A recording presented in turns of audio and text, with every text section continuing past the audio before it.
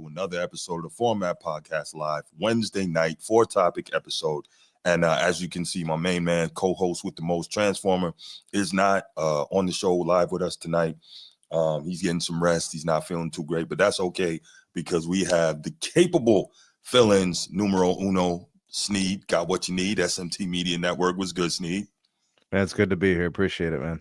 No doubt, no doubt. And of course, if y'all watch me, chances are you watch our other guest host here, and that is Mel Sr., host of the Man Down Sports Podcast. What up, Mel?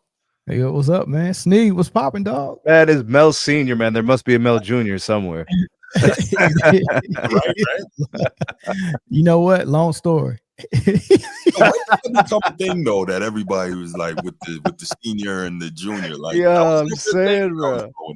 I'm just saying, dog. Long story, man. That's offline. Better that way, bro. No doubt. Oh, here we go. Edward said you look like old Adolf, man. Wow. Hey, yo, okay, real talk. Before I get into the show, Mel, let me ask you, because Ed rep hard for Memphis. Nothing wrong with that. That's where he's from. Respect due. So he's a big Young Dolph fan. So my question is, I asked Ed one time, I said, yo, what's Young Dolph's real name? He said, Adolf, whatever. I'm like, who in their right mind after 1942 would name their kid Adolf? Like, what are you thinking? That's his real name for real? Yeah, his real name is Adolf. Yeah, hey. Sheesh. Right. Hey. Exactly. That's all I can say. Hey. Somebody wasn't too bright. Dope. I don't know. That's dope. That's not dope. No. It's unique. It's different. Yeah, definitely unique. Oh, man. You know what I mean? He would have been better off being named Unique. Just name him Unique. Yeah, real, unique, right? Yeah. He'd be like Unique from Power, right? Yeah, exactly. But man, Mel, thanks so much for being here, man. I really appreciate it. We're gonna have some fun tonight. We got some good topics, man. Yeah. He asked me, did I listen to Young Dolph? From what I did hear from Young Dolph, he was a dope rapper, but I haven't like grabbed the Young Dolph album and went from He wasn't a start dope rapper, Mel. Yeah. He wasn't. From what I heard, he wasn't bad at all. Yeah, I thought he was terrible. No, for real, yeah. Bro, listen, Bruce has like the highest standard for MCs. So like, if you aren't one of the best like 10 or 20 ever, you're not even worth a mention. That's not true. You just gotta be nice with the rhymes, man. You gotta take that serious. Bro, those lofty standards, bro. I'm just saying. Yeah. Just saying. But we're gonna have a good time tonight, man. If you're new here on the Format Podcast, make sure you like, subscribe to the channel, man. We appreciate that. And if you're watching here, that means you got other sports people that you talk with, other groups you're involved in, man. Share this out if you like the content. Really appreciate that. Helps us grow, helps us find more sports fans, help more sports fans find us. Let's go ahead and give a shout out to the channel members. So, of course, numero uno, my main man, Coach T, host of the Be Ready Sports Podcast, because, yeah, I'm definitely a lyrical rap fan for sure, VC. Shout out to my main man, Coach T, host of the Be Ready Sports Podcast, because in order to be ready, you got to stay ready. So shout out to Coach T. Shout out to my main man, Baltimore Bruce. What's good, Bruce? What up, stupid? What up, dummy? Shout out to my main man, Chief Sid Bubba. Appreciate everything that you did for this great country. Appreciate everything you do for this channel. And, of course, shout out to the boys from Annapolis. And I'm so glad Transformer's not here because I don't have to hear the Navy song when he's not here. So that's one. Unless I get in the mood. You cannot. No, you Unless cannot. I get in the mood, man. If I get in the mood, then look out. I know, right? And I'm gonna have to sit here and deal with it because until Army beats Navy and gets that lick back, then I have to tolerate it. So, but yeah. So Chief Sid Bubba, my main man Nino, longtime listener and new subscriber, so a new member, should say, appreciate that. Steve Splendid, king of the chat, appreciate you, of course. There was one more. It's not that serious. It's not that serious. What's good, bro? Appreciate you. All right. So we're gonna give the little spiel, and then we're gonna come back, get into these quick hits, and yeah, let's have a good show. If you're watching here on YouTube, make sure you go ahead, click that subscribe, that like, that notification bell. Make sure you're kept up to date whenever we drop new content on the channel. If you want the audio only version of the podcast, open up your audio podcast platform, hit the search bar, type in The Format Podcast. We should come right up. If you're enjoying the content, make sure you give us a like, leave us a 5-star review, and drop a comment. All that stuff helps us rise in the algorithm, helps us find more sports fans, helps more sports fans find us. Make sure you write it down, put it in your phone, make a note of it. The Format Podcast is live Sunday mornings at 10 a.m. Eastern. And finally, if you're really and truly enjoying the content we're delivering you, make sure you hit that join button. There's going to be exclusive content here just for you. For you. Make sure you hit that button. Appreciate it. All right, y'all.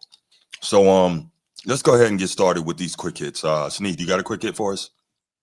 Yeah, I got one. Let's go. So I see a lot of talk about like Bronny, like some of the minutes he's been getting, some of the run he's been getting, and like his performance as a player. And I didn't think this was possible, but he's actually regressing from last year. He's actually getting worse. So like he's getting more playing time, but he's really less productive. Yeah. I actually think his defense has gotten much worse. He's gotten like really foul prone. His shooting is still horrendous. Bro, his lifetime layup percentage is like under 30%. That's bad. It's crazy. Like and I get it, like he's LeBron's kid, and that's like makes it a thing. Yeah. But he's so bad and he has a guaranteed contract. It's just wild to me that like he gets run on like highlight reels because of the Austin Reeves like little scoop alley-oop thingy. Wasn't that his only basket that game? And like Sports Center? Yeah, he was like 1 for 5. He's not good at all. See, this is what we talk about. This is what we talk about. See? This is what we talk about. I mean, I watch games and I look for impact on the game, and there's no impact on the game, like at all. I saw him with the ball like at the half court, the timeline, and his body was oriented away from the play. Like he had to make the pass. He wasn't even pointing in the right direction to make the pass. Like basic things you would be teaching to an 8th grader. I think he really could have benefited from like 4 years of college. Like, and this is not me taking a shot or anything. He just needed it, you know. But when you say anything, you hating. Like, this is insane. He's getting more run. He's getting more minutes, and he's getting worse. I was about to say it's not making him any better. No. So what we have is we had JJ Redick talking about him getting more playing time and being a difference maker and getting run. How the hell are you gonna give a guy more run when he's getting worse? That's it's like a sideshow. It's like it's like a circus. But that's my quick hit. Right. Mel, thoughts on that, man? Mel trying to be diplomatic. I see what you're trying to do. I see what you're doing, man. I will say this. After watching a couple of exhibitions and the first home game at Syracuse with Kyan Anthony as a freshman. I knew it was going to go there. Go ahead. Kyan Anthony is the player that we all thought Imani Bates would be. Oh, okay. I see it. Who I actually think Imani Bates probably could still be. He just got stunted somehow, you know, going to Memphis and playing with Durant. Purgatory. He was stuck in purgatory in Cleveland. Yeah, like we didn't know how good that Memphis team was that he was on, but they had Jonathan Wiseman, who was the #1 pick, even though he didn't play that season. They had Jalen Duran, who was a first-round pick, and they had another guy that was like a junior or a senior who obviously was more ready than Imani, and then they had Imani Bates out there, and we all wanted to see Imani. Right, not knowing these other guys was good. So I think Imani Bates still is like that. They remind me of each other, but he's doing like Kyan is doing everything the right way with not a lot of hype. He's developing the right parts of his game. He's not trying to rush it. I mean, they bought him off the bench with Syracuse, and now he's starting to find starters minutes. Next thing you know, he'll be starting. Right. Like he looks really good. I don't think he's gonna be a one and done. Like they're doing it the right way. You know what's the difference? So, Melo wanted him to earn it. That's correct. The difference. So Correct. earned, not given, that's the real deal with Kyan Anthony and not the other guy. Correct. So he's the player that we wanted Imani Bates to be. And he's the player that the LeBron James camp wish Bronny and Bryce was. And they're not. Right. Facts. Okay. We'll leave it right there. We could delve a lot deeper into that, but we'll leave it right there. My quick hit, I should say, also has to do with LeBron. But as we know, it's a little different. So as we know, LeBron has been doing the Mind the Game podcast for what, 3 or 4 years now? 3 years. This is his 3rd season. And the new episode, I guess the new season just started. And the first episode has, guess who? Steph Curry as a guest on the show. And Edward is not going to like this, Edward in the chat, but it really irked me that Steph Curry was on that show. And the reason why is I'm like, yo, if I'm Steph, I'm like, until we retire, I hate you. You are the enemy, and the enemy deserves no mercy, on some Cobra Kai, right? We're both tied at 4 championships. I beat you in the finals. You beat me in the finals. I'm trying to get to 5 before you do, and I want nothing to do with you until we get that. You are the enemy. You are my greatest rival since I've been in the league. Why am I on your show kikiing and smoking and joking with you? That really irks me. Am I looking at this the wrong way? Or, I mean, what is your thoughts on that? I mean, I can give my thoughts on it. Sure.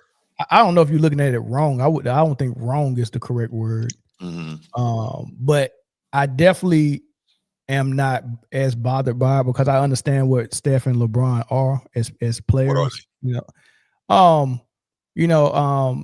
The popular belief around the NBA circles and around the NBA peers is that, and you heard Draymond Green say it, Steph and LeBron are the only 2 current players that have nothing to prove, right? And they really believe that. They really believe that they're just on the floor, just having fun. Like they ain't it don't matter how or what they do or say that looks bad. It don't matter if Steph begs for Kevin Durant to come join him last year and then gets Jimmy Butler because he needs more help, or LeBron gets Luka because he needs more help. Right. They already know they got enough people in the media that's going to explain that away where it's not looking bad or they're taking a legacy hit. So the way you're looking at it, normally someone like Michael Jordan wouldn't be like, I'm about to have a podcast with Larry Bird while we still both playing and competing. He wouldn't do that as a competitor, but LeBron and Steph don't have to think that way because they got enough people that's going to explain it and say, there's nothing wrong with this.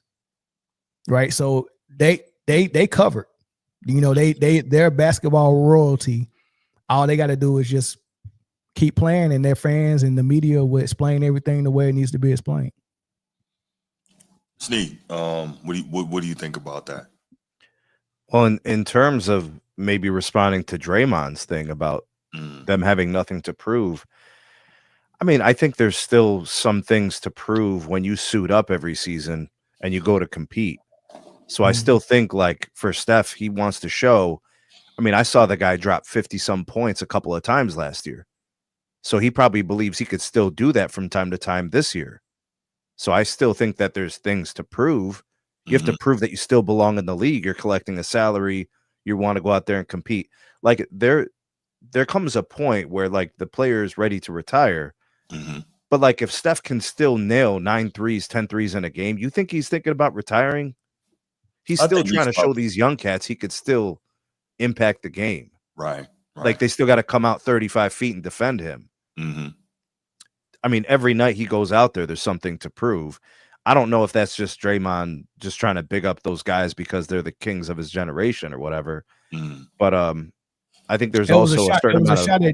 It was a shot at KD when Draymond said it. It was at a time where a lot of KD stuff was going on, and that was his sneak diss to say no, ain't nobody, only Steph and LeBron are the only players that don't have nothing to prove. That was a shot at Kevin Durant when he said I could see that, Mel, for sure. The thing about Bron, I didn't catch that. That's a good point. Yeah. For Bron, I think the situation there is, he's much closer to the end of his line, but I think there's an element of grace to the way these guys finish their careers. They should be helping guys along. They should be helping their team play better. They should be facilitating in a way that allows their team to win. And I think some players have a hard time letting go of number one status There's almost like a certain amount of grace you have to handle it with. I mean, nobody really looks at the end of Kobe's tenure as bright. Right. A warrior, yes. He fought to the end to be able to play and play hard. But I mean, it wasn't graceful. The team was awful and it was loaded with injuries. I mean, some of that I think could mess with your legacy a little bit if you hang around a little bit too much. But you know, I don't know. Maybe that was just a diss at KD. And I would say if you want to throw KD into this mix, he probably is the one who has the most to prove. Yeah, I mean, what he got to prove, and who he got to prove it to. That's my thing. Like, you know, and I'm with you with your first statement. As long as you're still playing, you got something to prove. Like, you can't, or if you don't have nothing to prove, then it's time to go. Like, if you don't have nothing to prove, then why are you here? Right. You know, is it a money grab? Is it like, you got to explain to someone why you're still here? Because if you think in the proper way, you understand that even if I love the sport, I love the NBA, I love the game, at some point I gotta hang it up, or I'm in the way of the guys behind me. Mm-hmm. And these are like, there's no Steph Curry if it wasn't guys and vets that thought like that. Like, there's no Steph Curry and Warriors dynasty if David West, Iguodala, Sean Livingston, Leandro Barbosa, and all of these vets, what's his name, Marquis Spites, whatever his name was, all these vets that still had, like David West could have still been a starter. Mm-hmm. Iguodala definitely could have still been a starter. Like, these vets decided, you know what, it's not my time no more.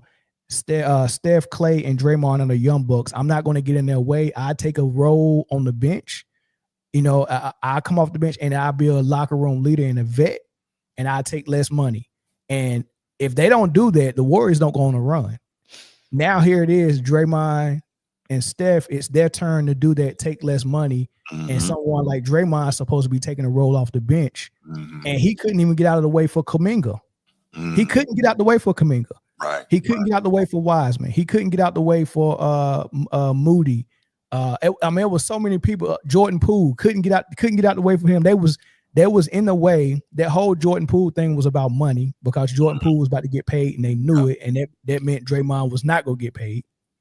You get what I'm saying? Like, all that was about them not being able to say, it's not my turn no more. Let me move out the way and take a back seat. You know what I mean? So I just don't like to see Steph and LeBron still saying, I want the most money on the team, even though I know I can't even play the most minutes. There you go. All right. So, Mel, you got a quick hit for us before we get to these main topics, man? Nah, that quick hit was my response to Snead with Cayenne and LeBron. No doubt. Cayenne's going to be a problem, by the way. Ooh. I hope so. Tough player, bro. He plays the game like at a good pace with some vigor and some tenacity. I like what I see. Yeah, let's see if he can grow into a man body, and then we'll see, you know, what he can be. But again, it's hard when you are the son of a legend, so you know you gotta deal with that. I'm trying to think. I don't know of any sons of legends that lived up to their fathers that I saw in the NBA. Steph. Oh, yeah, but his dad wasn't a legend, though. His dad was he was a nice role player. Mm-hmm. Yeah. You know, but Steph wasn't even recruited. Y'all better put some respect on Dale's name, man. If y'all don't stop, that was a problem. That was y'all better put some respect on Dale's name. Okay, he's the second all-time leading scorer in Hornets history. Is that good? There you go, something like that. Give me something. Y'all gotta know what Dale was about, dog. He look, hey, just like Birdman said, he invented this stunting shit. Hey, Dale invented them deep threes, man. He invented the unconscious three, baby. You know what I mean? Go look at his him. His only problem, Mel, was that he came at the wrong time, bro. Yeah. He should have been, if he was a modern player now. There's a lot of dudes like that. Darko came at the wrong time. He would have been, no. He would have been 10 times the player JJ Redick was. Oh yeah. He already was 10 times the player JJ Redick. What are we doing? Well, I'm talking about from 3-point. I'm talking about the 3-point shot. Like, really, all he needed was volume. They just didn't shoot threes like that. There's a lot of guys like that. Imagine if Mahmoud Abdul-Rauf played today. Good God. Mark Price today. Like, it's a lot of the lights green? Green light. But we can. All right, let's go ahead and let's get into these main topics, y'all. Looking forward to this. All right. First topic, Mel. This is the first time you're joining us for this, so we're gonna have some fun with it. I'll give you a few minutes since I hit you up last minute, so I'll give you a few minutes to come up with it. So what we do here every Tuesday, we come up with our top 5 NFL teams based on what we saw as of the end of the last week and going into this week. So, Sneed, you want to go first with your top 5, bro? All right, let's do this, bro. Let's do it. All right, let's go with number 5. Let's go with the Lions. Okay. I'm going to go with the Detroit Lions. I still think they're so dangerous offensively. They are. And, defensively, they get at the quarterback. They make problems. Yeah. That creates a lot of opportunities to get turnovers. I think the coach is good. I think the system's good. I think the players are good. I think they have a fantastic receiving duo. And actually, they've got a trio, right? Like legitimate targets. Mm-hmm. So they're dangerous. Yeah. I got to put them in the top 5. I know the Broncos are good. I'd like to get them in there. I know the Seahawks are good. I'm just going to go with the proven commodity. I think the Lions, okay. I think they'll be there at the end of of everything. So I'm going to go with the Lions at 5. Honorable mentions, Broncos and Seahawks. Then we're going to go with the Colts at 4. The Colts are 7-2. What is it? Coming off the most recent loss? Yeah. To the Steelers? Yeah. Yeah, the Steelers made Daniel Jones look silly. Yes. They were really getting pressure and making problems for him. I think he'll bounce back, and I think the Colts get back on their winning ways. They can't get out of their offensive plan, which is to run the ball. So once they started playing from behind and they had all those turnovers, kind of the writing was on the wall. So they were kind of not having control of their destiny in that game. I'll take the Chiefs at 3. I was going to put the Chiefs at 4, but we'll put the Chiefs at 3. Interesting. I think the Chiefs are going to be fine the rest of the way. I think you're going to see a lot of wins the rest of the way. All right, so they didn't beat Buffalo. That's why I put Buffalo at number 2. Okay. And then just to kind of close it all out, I've been picking the Eagles in my tops for most of the season. Even when everybody was saying, oh, they're winning ugly and their offense doesn't look good. Whatever, bro. They just keep winning. So Eagles 1, Bills 2, Chiefs 3, Colts 4, and Lions at 5. All right, so you said Eagles 1? Yeah. Philly, writing this down. My bad. Who is your 2? You run through it again for me, please. Eagles at 1, Bills at 2, Chiefs at 3, Colts at 4, and Lions at 5. Okay. All right. That's not a bad 5. That's not a bad 5, Sneed. I'm not mad at that. So I'm going to go at 5. New England. Nobody's talking about New England. Very quietly tied for division lead in the AFC East, huh? 7-2. Good football team, man. Yeah. Good football team. They got their guy in Drake May. Clearly, he's balling. And then you see Mike Vrabel's got that defense kind of playing. They're not statistically great, but they're making enough plays. Stephon Diggs is kind of, well, he's got to do something. He's got to feed this Cardi B baby, so he better get his money. But yeah, I got New England at number 5. Number 4, I have Indiana. They got a Indianapolis. I'm sorry, the Colts. They have to pay for that loss they had where they did not look good against the Steelers.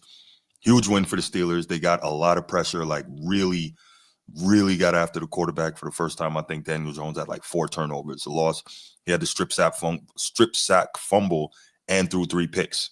And obviously, when you turn the ball over 6 times in a game, you're going to get beat. That said, I think it was testament to how good the Colts are that even then they only lost by 1 score. So we got to keep that in mind. But yeah, number 4, I have the Colts. Number 3, Seattle. Quietly plugging along, not getting a lot of attention. They're up there in the Pacific Northwest, not a huge media market. Sam Darnold is quietly in the MVP discussion, really playing well. I think that the assumption, and rightly so or fairly so, is that when it comes down to it, he's going to turn back into a pumpkin. But for right now, he's playing extremely well. Seattle's defense is doing his thing. Mike McDonald, former Ravens defensive coordinator, he's up there doing it. He's got that defense, flying around getting to the football. So 3 is the Seahawks. 2, the Rams. Another quarterback in the MVP race is Stafford. Thank you, Stafford. Yes, Stafford is doing his thing. I don't think he's thrown a pick all year yet. The defense is going nuts. Shout out Transformers. Shout out those Florida State boys on the defensive line for the Rams doing their thing, getting after the quarterback. And of course, you got running the football, my guy, Kyron the Siren, go Irish. So he's doing his thing so they can run it, they can throw it, and they can play defense and lock you up. Really good football team. The Rams there, and nobody's even talking about them, which is crazy. Bruce, did you know that Devontae Adams has 8 TDs this year? No. Nobody's even talking about the guy. He's like a red zone magnet for TDs. Yeah. Got 8 of them. That's big. Like the Rams, I think maybe this had something to do with Kyron the Siren with those fumbles that week. They're throwing the ball in the red zone. Right. For sure. Yeah, no, you're right. And number 1 right now, probably won't stay that way, but I will. There are black Irish, man. I've seen them. I'm 3% Irish myself. But anyway, not the point. But no, there really are black Irish. But anyway, number 1, the Buffalo Bills, just based on what they did last week. Could be some recency bias, but beating the Chiefs the way they did it, 6-2, kind of running neck and neck with the Patriots for the division there, which again is a surprise. Nobody expected that. Everyone kind of expected Buffalo to run away with the division. I think they've got 5 straight AFC East championships, but they're playing good ball. They beat one of the better teams in the league. They beat the kind of gatekeeper to the Super Bowl for the AFC over a number of years. So they're looking good right now. And I got Buffalo number 1. So number 5, New England. Number 4, Indianapolis. Number 3, Seattle. Number 2, LA Rams. Number 1, Buffalo Bills. So that's me. Mel, you ready? Yeah, I got it a little different. I think the Colts is the best football team in the NFL right now. You don't think they got exposed last week? Sure, they got exposed. Okay. Right? Who hasn't been exposed this year? Fact. Right. So the and like you said, they got exposed and lost by 1. That's because they got so much. They got the MVP in the backfield and Jonathan Taylor. Bad they man. got a quarterback that's playing lights out, even though it is Daniel Dimes. But Indiana Jones now. Yeah, we know that can get a little fuzzy, but they got a good receiving core. They got the MVP in the backfield. Danny Dimes is playing at a high level. They got a great O-line. They got good defense. Got good coaching, and then they just went and made a splash in the trade and got Sauce Gardner. Right, so good luck with you got Sauce Gardner, who's a number 1 draft pick, who's been playing phenomenal until the Jets just decided to crap the bed, but. You get to put that guy on a slot receiver or a number 2 receiver. He don't even got to be on your number 1 because they got other corners, right? So that just made them even more dangerous defensively. I think they're the best team in football. I think the Rams is number 2. I like the leadership. I like the coaching. I like the fact that they got a 2-headed monster with Adams and Puka whenever he can get healthy and stay healthy. Their only weakness might be their backfield.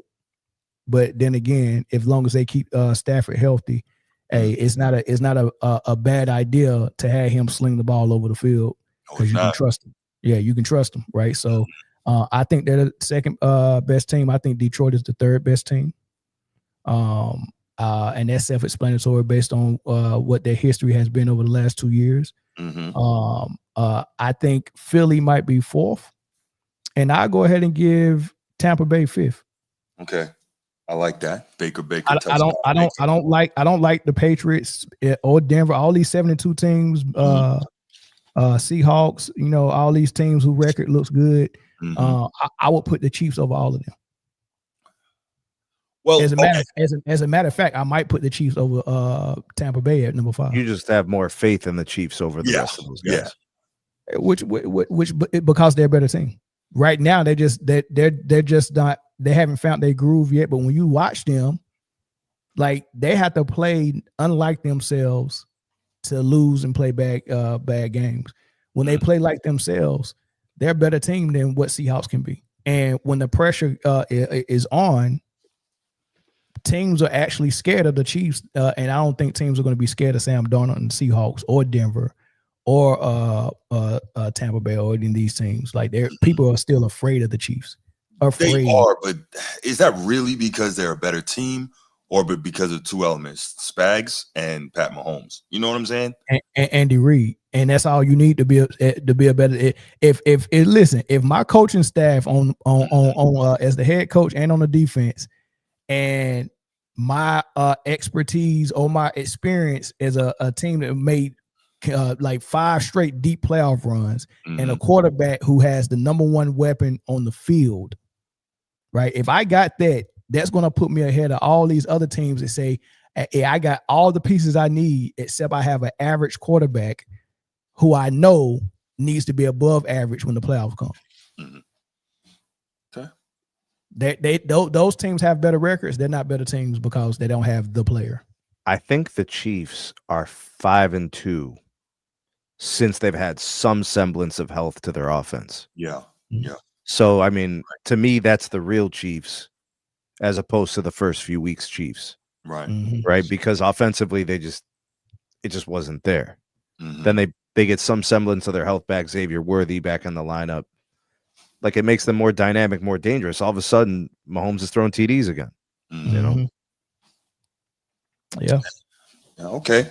So Mel has Tampa Bay, Philly, Detroit, the Rams, and the Colts. That's interesting. All right.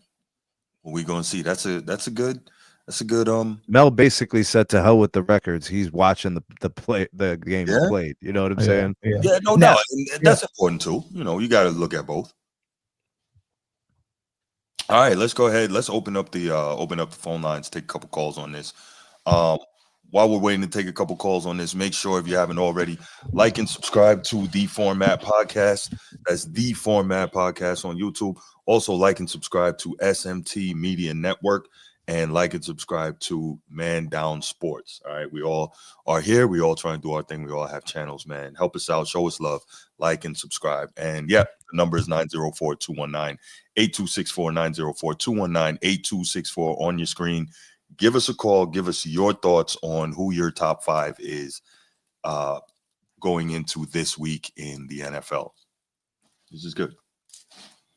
I would have took the Packers over the Buccaneers, but I get the Bucks. That's a good. Yeah. Packers right there as well. Yeah, I think for number 5, Tampa, Packers, Kansas City. That was really hard for me to pick. Yeah, so I'm glad you reminded me about the Packers for sure. Caller from New York. What's going on? Thank you for calling the Format Podcast. What you got? Hey, how's it going, guys? So first and foremost, excellent show. Appreciate Been watching you guys for a while. You guys do a great job. Also, shout out to Sam. He probably recognizes my voice. I'm not sure if he recognizes. What up, Technoid? What's happening, bro? Okay. Well, first and foremost, I'm gonna be transparent. I'm a Bills fan, so I'm gonna try to put my bias aside here. I like the list. I really like the list you guys put on. We're getting into the mid-season. This is where we start to see these teams come alive. We start to see things shape. And, I still believe that the AFC runs through Kansas City. Again, watching the Bills and the Chiefs game, I mean, I'll be honest, I had PTSD from like 2 years ago. Right. But somehow the defense showed up. And I think that that's a testament to the adjustments that Buffalo makes. My only area of concern, and then I'll address the rest of the teams, my biggest concern with Buffalo is not the offense, because Josh Allen be doing Josh Allen things. Yeah. The problem is when it comes time to that matchup in the postseason, if it's Buffalo and Kansas City, which it seems like it might be, it may not be, because we got the Patriots, we got other teams in the wing. I think the problem is that when it comes down to it, it's always the defense. And I think that that's been the biggest issue with Buffalo. And I think that because they gave Josh such a big contract, you don't have enough cap space to flex for pieces. And the fact that they didn't make any trade moves at the deadline does worry me a little bit. But we do have a semi-decent schedule coming up. We might be able to pull off some wins. I don't know if we're going to win the division. I'm not going to sit here and say we got this, because, look, Patriots are looking scary. Drake May is him. But I got faith in Sean McDermott. I got faith in Josh Allen. And I got faith in the team. But as for the rest, I got to say, I'm really looking out at Tampa Bay. Baker Mayfield is in that MVP conversation along with, a couple of others. I look at Seattle. Look, Sam Darnold, the Vikings should have never let him go. I know he didn't perform in the playoffs, and that could happen again, but he's proven himself, and that's a great class of quarterbacks that we're seeing. The Rams look really solid. It's very competitive, but at the end of the day, I think it comes down to that one team that everybody is scared of. And I agree. It's not Patrick Mahomes, because we've seen Patrick Mahomes can be touched. We've seen Travis Kelce have slump games, but it's Andy Reid. It's Andy Reid and the coaching. So okay, I personally, overall, and then I'll let you guys say what you want, I think we're really seeing a lot of great things from some great teams. I'm loving what I'm seeing. I'm loving the competitiveness. I'm loving it. I would hate to be a Giants and a Jets fan right now, so I'm glad I'm not. But all in all, I love you, Liz. I think you guys got it down. It's a great, diverse perspective, and I respect it. Hey, thank you, man. I appreciate Thanks, that. Mike. Appreciate you, bro.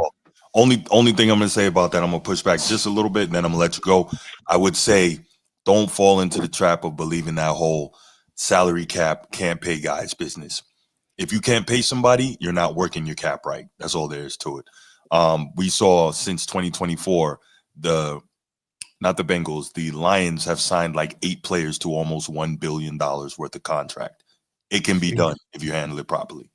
But thank you for the call, man. I appreciate you. Appreciate you guys. Enjoy your rest of your night, and great show as always. Hey, thank you so much. Thank Make you. sure you like and subscribe. Take care, guys. Caller from Chicago, I was missing you, man. Call back. Want to hear what you got to say. Yeah, no, that was a good perspective. Oh, there we go. Caller from Chicago, who's this? Yeah. Oh. Hello? Okay. Yeah, lost them. Yeah, he was trying to call. He called multiple times. Call us back, caller from Chicago. I see you're trying to get in. Definitely want to hear what you have to say. I can understand if you're a Bills fan why you got scar tissue, man. I mean, it's going back to the 90s, how tough it is to be a Bills fan. That's yeah. but it's tough to be a fan of any team these days, boy. It unless is you're the Eagles. Yeah. Right, unless you're the Eagles. Seems like everything's fantastic in Philly all the damn time. Yeah, right. I don't see how y'all do it. It's not for a person my age, boy. Fandom is for 20-year-olds, 30-year-olds. Well, once you cross over 40, it's not even healthy to be a fan. Well, I tell you you what, better man, check that blood pressure, man. I got fandom for a few different teams, but you just have to be able to handle it properly. I can't. And what up, Bruce? What's going on, man? How y'all boys feeling tonight? Brucey. What's going on, y'all? My top 5: Eagles, Bills, Kansas City, the Colts, and the Ravens at 5. Yeah, you're joking. And I'm not joking. I'm dead serious. I got the Ravens at 5. How? Why? Because we're trending up. Oh my God. We're trending up. Mars back. Our we got the number 1 defense in the league the past month. But for the last 3 games, our defense stepping up. I believe that we're going to go on a run. I'm just saying projecting. But that's I got them at 5, all because of Lamar Jackson's back. So all that is cool, but the only pushback I would have is this: the Ravens have not shown you that as of right now they're the 5th best team in the league. There's no legitimate argument for that. Are they better than the Chargers? There's no legitimate argument. Are they better than the Niners? No. Yes, they're better than the Niners. All because I'm number 8. Our defense is pretty good right now. I think it's going to show these next couple of weeks. We go on this winning streak, and hey, I got them at 5 right now. I mean, that's my, y'all might call me crazy or stupid or dumb. No, you're just a homer, bro. That's all that is. I got him at 5, all because number 8 back and how he looked last game, even though it was against a lowly Miami Dolphins team. Hey, what happened to Maryland when they played somebody ranked? What happened? What happened to Maryland? Inexperienced young quarterback. I like how you move the goalpost for your situation, right? Oh yeah. Like before it was, the competition ain't shit, this and that, Mm-hmm. But now all of a sudden Lamar beats up on a bad team and it's like, it's all good. Mm-hmm. Mm-hmm. We're gonna see. Okay, I'm just saying. Yeah, man. these up and coming teams like the Patriots and who else I'm coming up? Pittsburgh. We gonna knock Pittsburgh. Going like this. But yeah, I got Ravens at 5, man, and Eagles at 1. What we gonna see in these next couple of weeks here, Bruce? Remember I said it here. Hey, listen, if you're right, I'm glad if you're right. I'll be happy for you. I just don't see it right now. All right, bro. I'll hit you back. All right, brother. Appreciate the call, man. Bro, the Ravens are 3-5, bro. Yeah. But you got to understand. He projecting. Well, no, the real deal is Bruce can't go outside if he says anything other than what he said. He lives in Baltimore. He can't call the show and not rep for the Ravens. You gotta go to the library and whisper it into the microphone. Right. He can't do that. Caller from Chicago, what's good, man? What's going on? All I got to say, like I had to put in the chat, there's a term called any given Sunday. Yes, that's true. And the Kansas City Chiefs got division rivals that they got to play twice, so they got to play the Broncos and the Chargers twice. Mm-hmm. So those 4 games right there might put them in a bad position. I think they played the Chargers already. They played the Chargers in the opener and lost to them. Oh, okay. Yeah. Well, like I'm saying, those division rivalries are going to be a reason. Even in the NFC North, mm-hmm. the AFC North, those division games are going to prove a point to a lot of teams. For sure. At the AFC East, Buffalo might have that wrapped up. Whether it's at the NFC South, Tampa Bay might have that wrapped up. Okay. And you go back to the AFC West, mm-hmm. you're going to have the Rams and the Niners and the Seahawks battling each other mm-hmm. for that position. So it's too early to give out front runners because things are a long way away and things can happen with these division rivalry games. Right. I can't give a top 5 because on any day, Minnesota can come in there and beat anybody in the AFC North mm-hmm. with their rookie quarterback.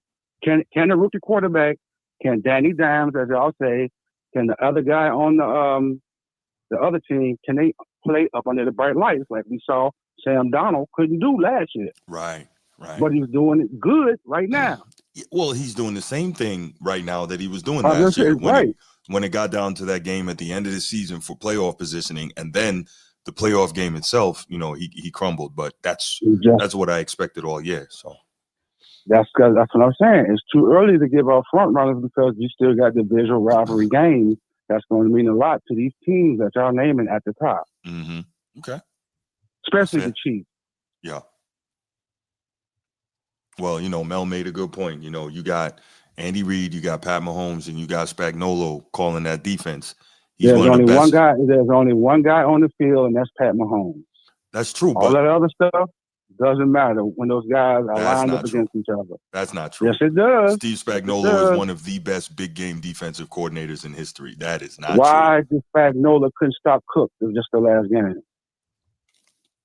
So that's not to say he's going to win every game. Nobody's saying that. But what I am saying is, though, he's got the record. He a 4-time Super Bowl champion as a defensive coordinator? Records are meant to be broke, bro. I understand. What I'm saying is he knows what he's doing in that position. But you got anything else, man? The Chiefs need a running game. If they don't get a running game, they're not going to make it. Okay. Well, there you go, man. I appreciate the call, brother. Right. Thanks so much. All right, good stuff. Let's go ahead and let's move to the next topic. And let's get this back up. All right. Let's go ahead and move to the next topic. And that is, here we go. Let's get to the pick'em, y'all. We're going to have some fun with that. And let's get the music on.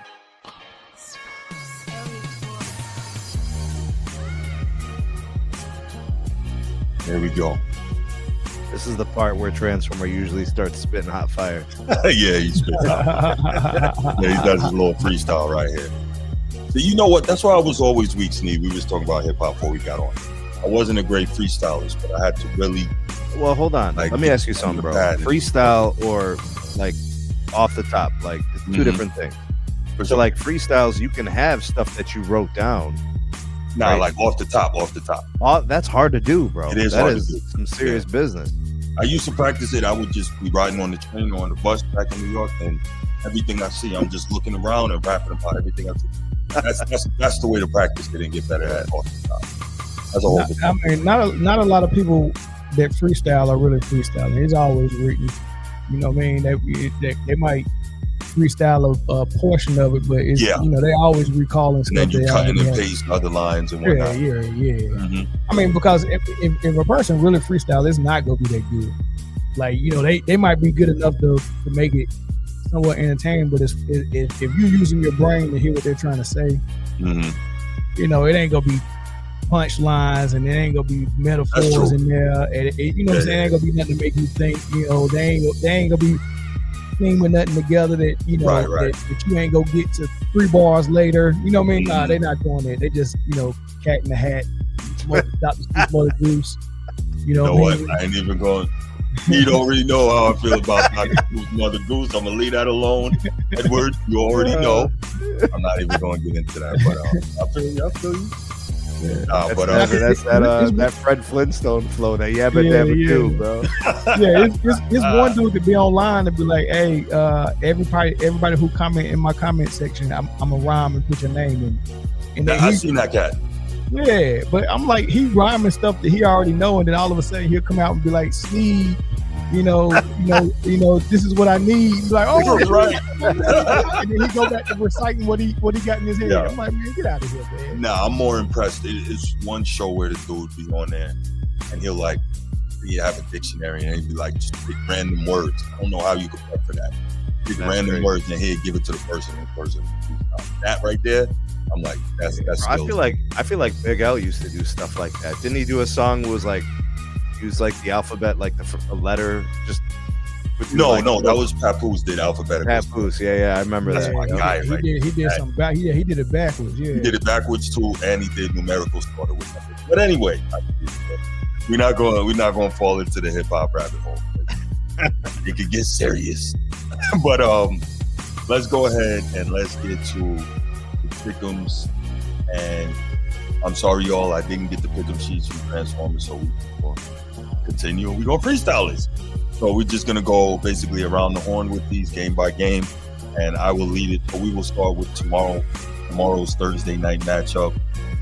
Las Vegas Raiders at Denver Broncos in one of those AFC West divisional matchups. And let's start with Mel. Raiders at Broncos. I take Denver on this one. Yeah. I take Denver on this one. Whether they're at home or not, I'm taking Denver. Good one. Steve. Denver. Yeah. I got Denver as well. They got outstanding defense. They can run the ball.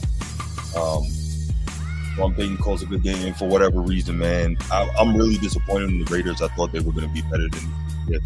I expected Pete Carroll to kind of bring that energy, and for the first time, he looks old as an NFL coach. And, I guess losing will do that to you. Ashton Genty is so far not what he was cracked up to be, but not also as bad as people think. Like, he's still solid, and he's still on pace for 1,000 yards, which is pretty solid at the running back in this era. Guys don't get the same number of carries like back then. But yeah, I'm gonna go with Denver here on this one. All right, Atlanta at Indianapolis. This is from Germany. Oh wow, yeah, that's his von Deutschland. Yeah. You know what? I would like to think anything could happen. Mm-hmm. Nobody's got a home court advantage. Raheem Morris is desperate for a win. You never know how Atlanta might come out. Is Kirk Cousins starting? No, I believe. They started Kirk last game, right? Yeah, they did. I don't know if it was because Penix was hurt or did he get benched? No, he was hurt. He was hurt. Mm-hmm. I think that's something to look out for, man. I always pick at least one, maybe 2 upsets a week on my pick'ems, and that's a good formula for me because it's always an upset. I try to find where the upset go be. I try to look for trap games. I try to look for stuff like that. Try to look and see if teams are weak susceptible to trap games. Colts just lost. They coming off a loss, so maybe they fired. I'm gonna take Colts. This not the upset. I take Colts on that. Right. This not gonna be the upset. You got what you need. What you got, man? We'll do the Colts. I just think the Colts are going to possess the ball. They'll run the ball effectively. They're just going to bounce back from that bad Steelers loss, and they'll probably win by double digits. I think, but I'll take them. 2 scores. I got the Colts as well. I agree with you. Okay, Donald Simmons says Penix is playing. They're way better when he plays, but this isn't the upset. I think I can agree with you on that, Donald. But I'll tell you, these are 2 of the best running backs in the game that are going to be playing against one another. It's Jonathan Taylor and Bijan Robinson. But I think that Jonathan Taylor, he got completely shut down last game against the Steelers. I think he had 14 carries for 41 yards, something like that. I think the Colts are going to be... 14 is not enough, Bruce. No, it's not. But how do you give a guy like that 14? Remember, they got behind early, though. Right. They got behind early. They kept turning the ball over. So, the avalanche is rolling. You get in the scoreboard. So, yeah. I think that I got the Colts. I think they're going to make a very concerted effort to get Jonathan Taylor the ball early and often, establish the run game, and try to keep Atlanta off the field, which is, that's the formula for winning most games. But I think they're going to get it. I think Indiana Jones probably bounces back 1 or 2 touchdown games, limits the turnovers. So, yeah, I'm going to go with the Colts here. Although I would love to see my guy Xavier Watts get a pick. And you know why. But I'm going to leave that there. Next up, New York at Chicago Bears. New York Giants at Chicago Bears. The Bears. Oh, okay. Say it again, Mel. The Bears. Okay, why you got the Bears? I'm not buying the hype train with Jackson Dart. And I miss Dart. Giants. I mean, Dayball is just a despicable coach to me. Oh, despicable? I just. Ooh, okay. Yeah, so that punt can go turn into that carriage go turn into a punt real quick. Mm-hmm. But Jackson Dart looks. I like him. I like him, solid, man. I like him. I mean, he's reminding me of Mark Sanchez first couple of years in the league. I think he might be a little better than that. I think he's very Mark Sanchez. Okay. Yeah. I mean, Mark Sanchez was good enough to be a first round pick. Jackson Dart wasn't. Jackson Dart was a first round pick. Was he? Yeah. He was. How many quarterbacks went ahead of him? About 4, right? 2, I think. I think he was a top 10 pick, right? Ward. Who all went ahead of him? Cam Ward and Jackson Dart. I think he was a top 10 pick. Put it this way. He was Cam Ward, Jackson Dart, and 25th pick. Jalen Milroe, Dylan Gabriel, and Fedor Sanders are some of the notable ones in that order. So, so he was the second quarterback taken? Second. Yeah. Okay. Well, I stand corrected. But here's my thing, though. Quarterbacks coming in not knowing better. Like you ever see, like you ever throw somebody out there and be like, man, he doesn't know he's not supposed to be doing this. It hasn't set in yet. He's remember CJ Stroud rookie season with the Houston? Yeah. He don't quite look like that no more, do it? No. All right, but he looked better than Jackson Dart did. Yes. In his rookie season. You get what I'm saying? So I'm always careful before I label a quarterback very early when they have when they take off kind of fast. Because you never know how it's gonna end up. And then now you look at someone who didn't take off fast, like Bryce Young, and now you look at him, and now it's starting to click. I like that progression a little bit better than the ones that take off and then we crown them, and then next thing you know they trash. Stroud needs a true number one, and I know we're digressing here, but he needs a true number one receiver, and he needs a running game. Like, Stroud is very good. We've seen it, but he needs more help. That's all. Correct. But the quarterbacks the title that we gave Stroud, the crown that we gave him his rookie season, those quarterbacks can make something happen without a true number one, at least momentarily. Yeah. Right. So if he's a quarterback that needs, now you need all of that in place to win a ring. But for your team to be competitive, quarterbacks can get it done without that momentarily. Very few. Because I look at it like this. Most people have Peyton Manning as a top 5 quarterback of all time. They put everything around him, right? They gave him, 2 Hall of Fame wide receivers, a Hall of very good tight end, a Hall of Fame running back. Like, they put every elite offensive line he didn't want for anything.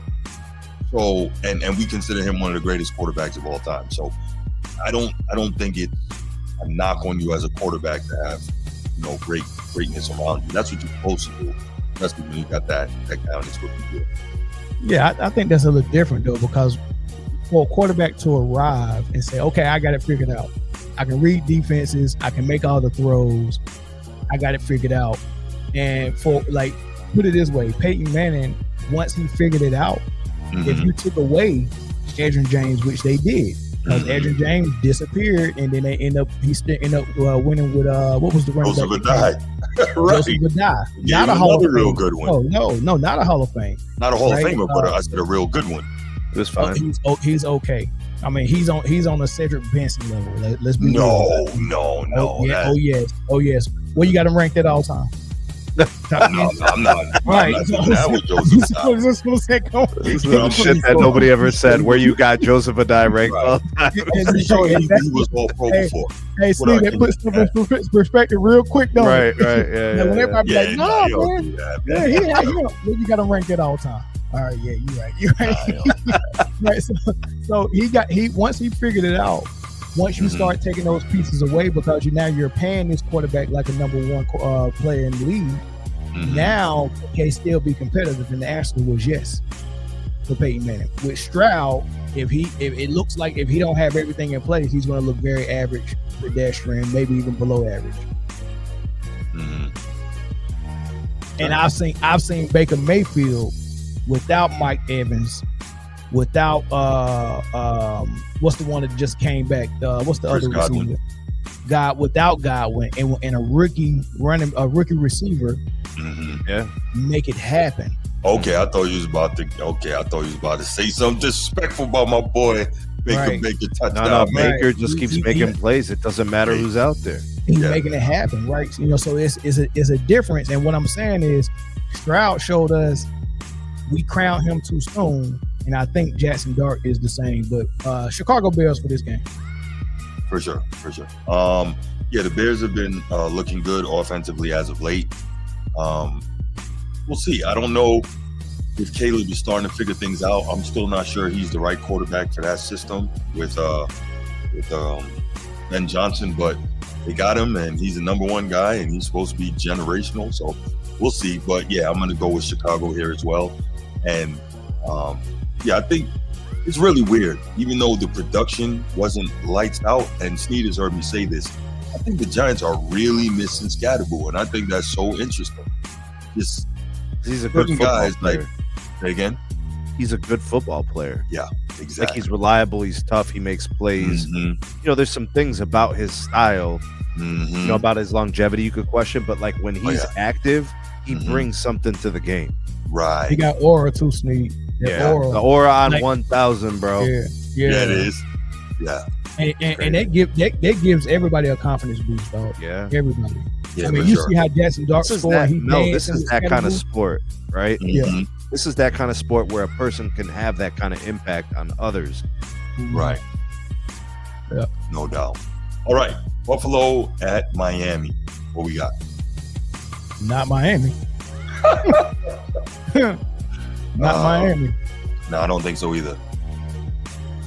That could be the upset, though. I mean, if you really think about it, though, like when you got teams that play each other a lot and play each other tough, anything can go, man. So, like the Buffalo Kansas City thing, Buffalo just seemed to play them very well during the regular season, and with Miami, I mean, over for forever, they always play Buffalo type. No matter which one of them got the contender and which one of them got the bad team, you never can really call that game very easily. So I would have to take a look at this and see if this could possibly be my upset for this week.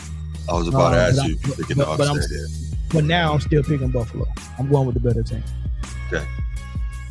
Sneak. Bro, the Bills are a serious team. there's like a seriousness to them this year. The Dolphins are goofies, bro. I don't know how you could take this team like that. Like they lost to the Browns convincingly. Where they do that at, bro? Who loses to the Browns convincingly? Oh my goodness. Browns can't score points. This is the Bills by like 100. The hell you guys talking about thinking there's gonna be an upset? Y'all crazy. Hey, you never know. I'm going to do it. I'm going to do it. I'm going to go with Miami here. It could be. And part of the reason why we know that these late games with the late season games, with the northern teams going down to South Beach, it does something to them.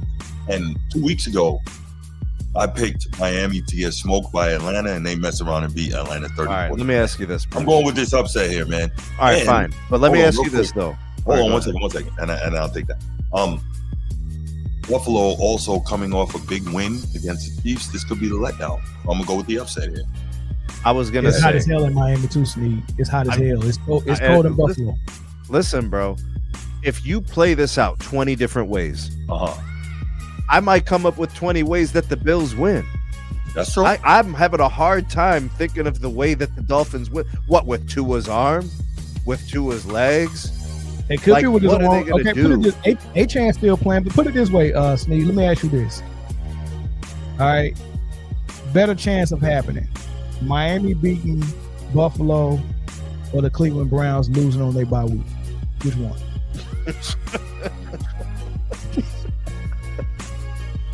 That's low-hanging fruit, bro. I don't All like right, that. so you're saying there is a chance. I don't like that. No. We're saying there's a chance. Don't talk about my brownies like that. Cut it out, bro. No, my God. But there is a chance Miami can win, There's right? no chance, sir. That's funny. It's a damn shame right there. Yes, it is. All right, so you guys got Buffalo, and I'm taking the upset with Miami. Let's see what happens. Baltimore at Minnesota. Baltimore.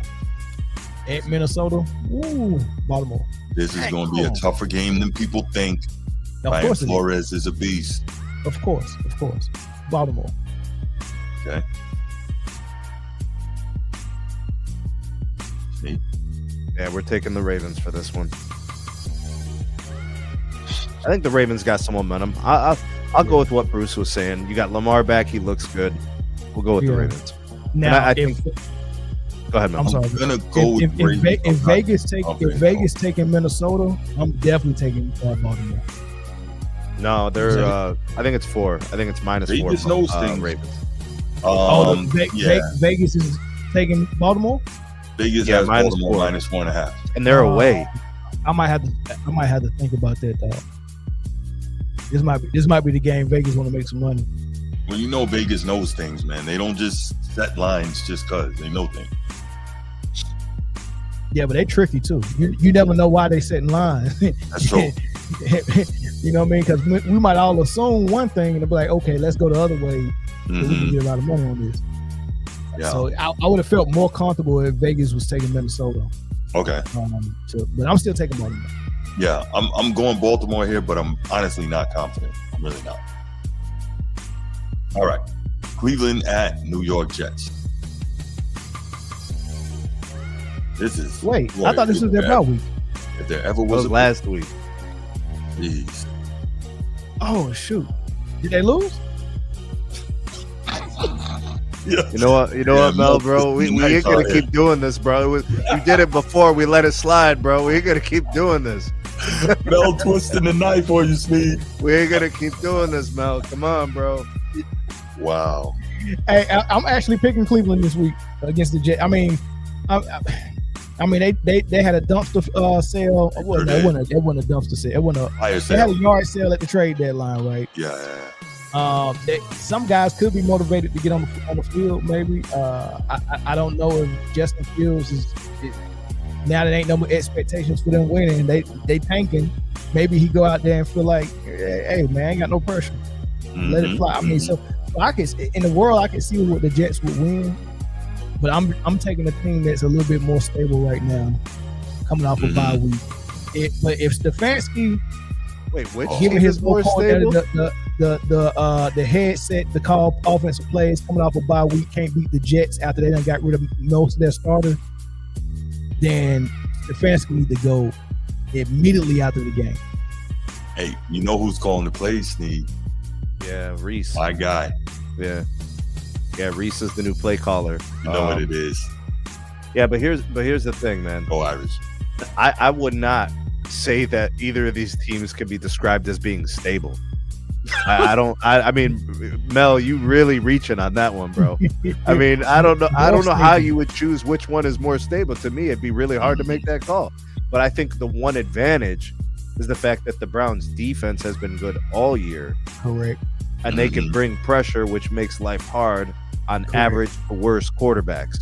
So if you make the Jets one-dimensional, as in they can't run the ball, and you force them to have to throw, there's going to be turnovers. Or it's going to be a lot of that. I mean, wasn't it 1 week where the Jets quarterback, what's his name, Justin Fields, threw for negative yardage with the sacks? Minus 10 yards. That was insane. I can't remember. That before. I don't think I've ever seen it. I've never seen that. Garcia's last game. Maybe Jeff Garcia's last game. But that's probably it. I've never seen that before. Yeah, this is the Browns. It doesn't need a lot of conviction, but I'll just take Cleveland. Okay. Yeah, I'm going to take Cleveland here. I think Myles Garrett is going to get after Justin Fields, and Justin Fields, unfortunately, does not process well, and I think he can probably get sacked about 4 times in the game. So, we'll see. What up, Coach P? What's good, brother? All right. New England at Tampa Bay. That's a good game. That is a good game.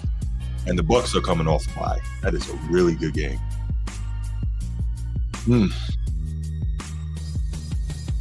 That's a good one too. That's a real good game. I'll take the home team on this. I'll take Tampa on this. Give me the home team.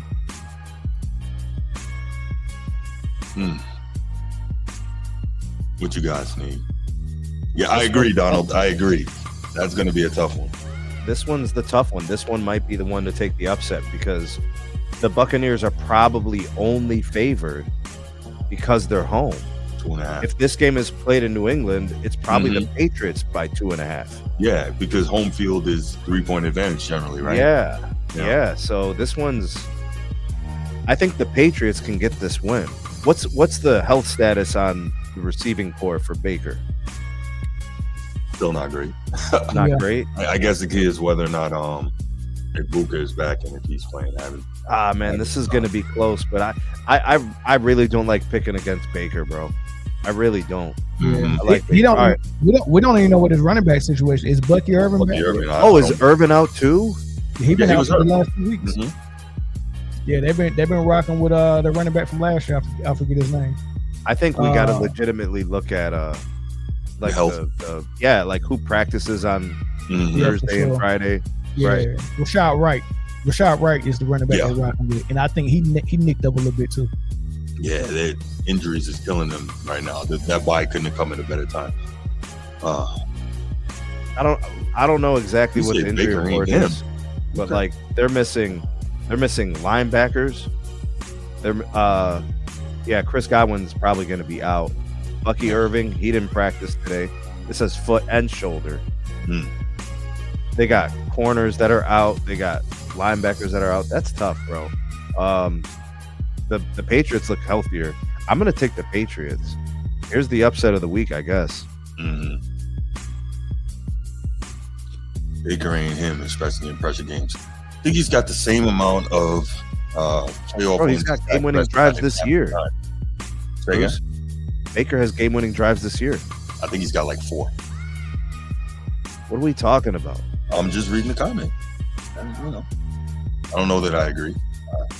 Just reading the comment. All right, so Mel, you pick New England or Tampa Bay? I don't think I got that from you. I'm picking Tampa. Okay. Me? I'm going to take the Patriots. I think I want to take the Patriots too, man. I think that's a good. It's definitely a good pick. So much injury issue there. I think that's definitely a good pick. I think my issue. I think my issue is a blind spot because I haven't seen New England play a full game with my own eyes yet. Okay. Right. So I think I got a blind spot with picking this game. Because I don't, you know. So this is I don't know. New England's good, man. They're good. They got their guy. Drake May's good. Vrabel's got them a lot more buttoned up. And they spent a lot of money in the offseason. I think they spent like $100 million. Yeah. Playing good ball. All right, so Sneed and I have New England and MLS Tampa. All right, New Orleans at Carolina. Give me Carolina. Yeah. I'll take the Panthers. I'll take the Panthers as well. Moving right along. Jacksonville at Houston. I'm going to take the Jags. Me too.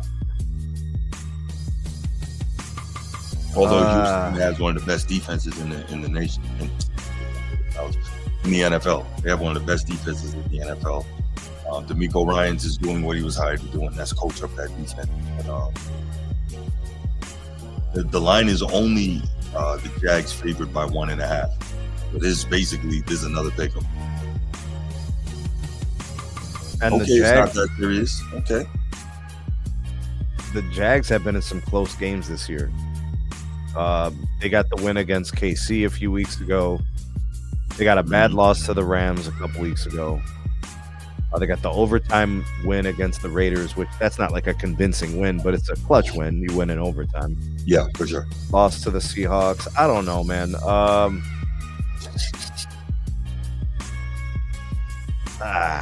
I'll take the Jags, I guess. That's why it's a pick 'em. This one really is. All right, Arizona at Seattle. That's an upset. Really? Oh. Yeah. Divisional matchup upset? Yeah. Brissett. Quarterback for the Cardinals. Jacoby Brissett. Brissett. Yeah. Upset special.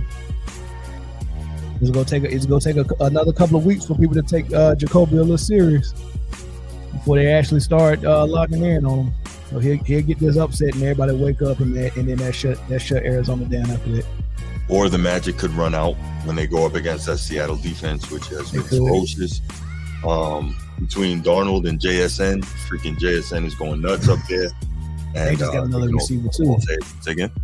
They just got another receiver at the deadline too. Oh, they did. They got Yo. I hope they use him well. Think about this. He can go over the top because he's a burner, and then you got JSN destroying everything in the route tree, leading the league in receiving yards right now. JSN. I wish I could know if they go use him. You know what? I'm changing my pick. I think they gonna have fun with that new toy. Okay. I take Seahawks. I'm about to change it right now. My pick on lead. I take Seahawks. I thought that was the upset. I'll take the Seahawks. Seahawks. I think they're gonna get pressure on the quarterback early, make some turnovers, get the lead, and I think they'll basically have control of the game from there. So here's a question. I'm gonna digress a little bit. At what point is Marvin Harrison Jr. gonna show up and be that guy? He's averaging like 16 yards a catch, but like, when is he gonna show that he cares? I mean, I don't know. He didn't have a good game the last game. What's wrong with him? Yeah. I mean, what are you not seeing? For what he was supposed to be, he's not.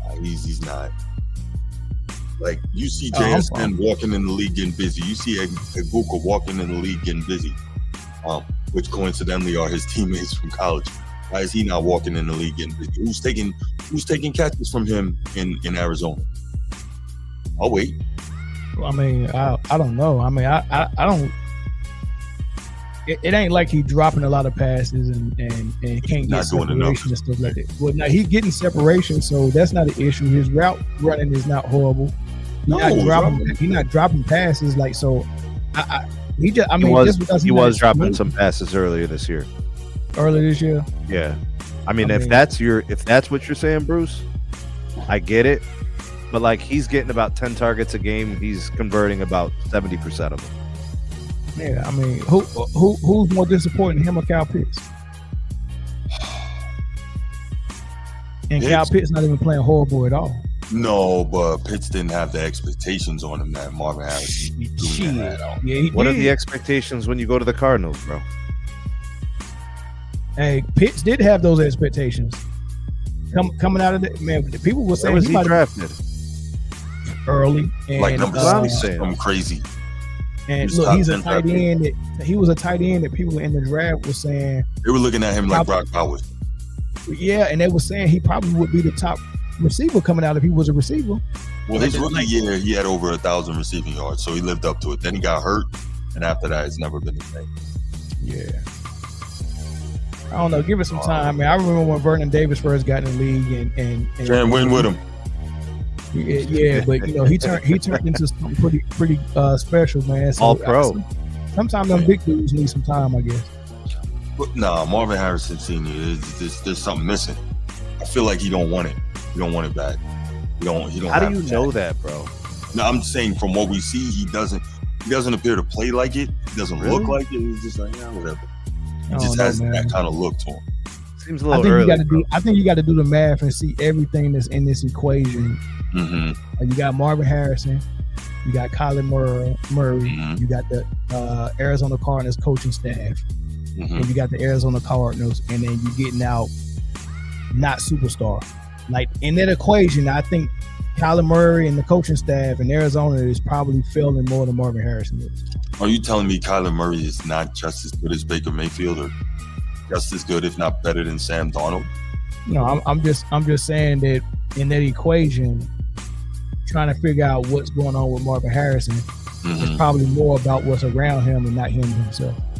Because what's going good in Arizona right now, period. Not a lot. Not a lot. No.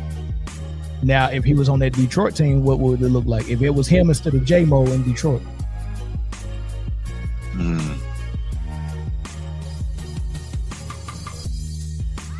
He does have a personality type like his dad, but I don't know. His dad looks like a killer. He does not. Something just missing for me.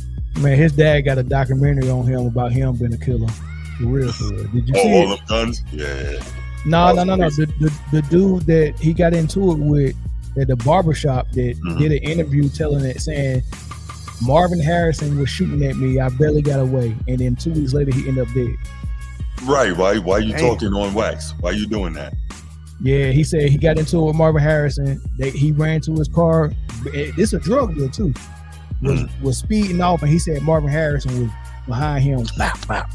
He said, the interviewer said, the football player? He said, yes, Marvin Harrison. He was the one shooting. I said, there's no way. And the next thing you know, he's gone. Well, Marvin Harrison, remember he got caught up in that whole thing with all the guns and whatnot. Not too long after he retired, so he was a wild dude. Yeah, he on some. I'm not saying he was doing that. I'm saying it's possible. Some Hernandez stuff, according to. Hey, man, the guy owns car washes. You got to protect, the car washes. All right. Yeah. Just saying. Yeah. All right. Okay, Los Angeles Rams at San Francisco 49ers. That's gonna be game of the week, maybe. It's 4:25 on Fox, so Tom Brady's gonna be on that one. Oh no! Who y'all more impressed by? Mac Jones, Baker Mayfield, Daniel Jones, or Sam Darnold? Ooh, Baker Mayfield. Okay, taking Baker out. We're reviving their career. Because we know Baker was capable of doing that. Yeah, Mac Jones, Sam Darnold, or Daniel Jones. Mac Jones. Mac Jones, man. Because he's had to deal with a lot of injuries to his weapons and on that team, and on defense too. So getting him the ball backs, Yeah, I'm gonna go with Mac Jones. I'm more impressed with Mac Jones because Daniel Jones has the benefit of turning around and handing it off consistently to Jonathan Taylor. Like that's big. And Y'all said he was the MVP. Y'all said he was the MVP. Right. And he's got Tyler Warren, who is a top draft pick at tight end, a big time weapon that he can throw it to. So I'm going broad. Yeah, but Mac Jones got the benefit of going right into a system that a system quarterback like Brock Purdy was in, and you got Shanahan, who's a guru, and you got CMC, who's just as good, if not better. As but Shanahan can't throw the ball for him. He can't. But look at the support system. He walked right into structure. in a system, West Coast. Well, the system definitely fits him because Shanahan originally wanted Mac Jones in the draft, and they backed him off of that. So I get it.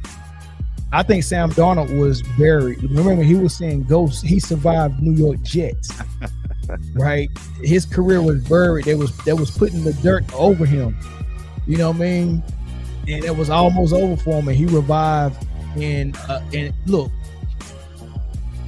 a team where you just lose, you know, what's the coach?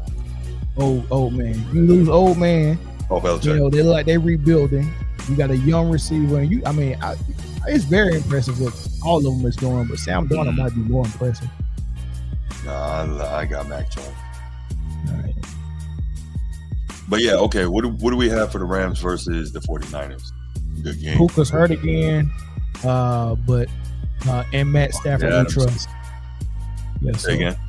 And Matt Stafford we trust. Okay, I wouldn't go that far, but that dude has a Super Bowl because Jaquiski Tartt dropped that pass. But he's got a Super Bowl, man. He does. And I always say every championship has an element of luck, and he made throws, man. Jaquiski Tartt is not in the league anymore because he dropped that pass. Bro, how do you even know that name, bro? What is his name? Never heard the name. I've never heard this name before. 49ers DB that dropped the ball in the NFC Championship game. That would have been the end of the game. And that's what allowed the Rams to hang on and win that. Jaquiski Tartt? Jaquiski Tartt. Yeah, crazy name, man. I didn't name him that. Never heard of him, man. Hey, man. I don't know why you would, how you even come up with a name like Jaquiski, but that's a different thing. Some of these guys. As Mel was saying, in Stafford we trust, sir. Okay. What up, my life and entertainment, man? Appreciate you, bro. Appreciate you. Thanks for stopping in. Okay, so Mel's got the Rams. You got the Rams. I got the Rams too. It's a tough one. I think the 49ers won the first one this season, so I'm gonna go with the Rams here. Again, they are balling, and let's see. Yeah. That was the game that Kyron the Siren fumbled away the game, literally. Yeah. Let's see if about first week October, maybe. Yeah. Let's see if he can make up for that. That was heartbreaking. Yeah, but I am gonna go with the Rams here. All right. Detroit at Washington.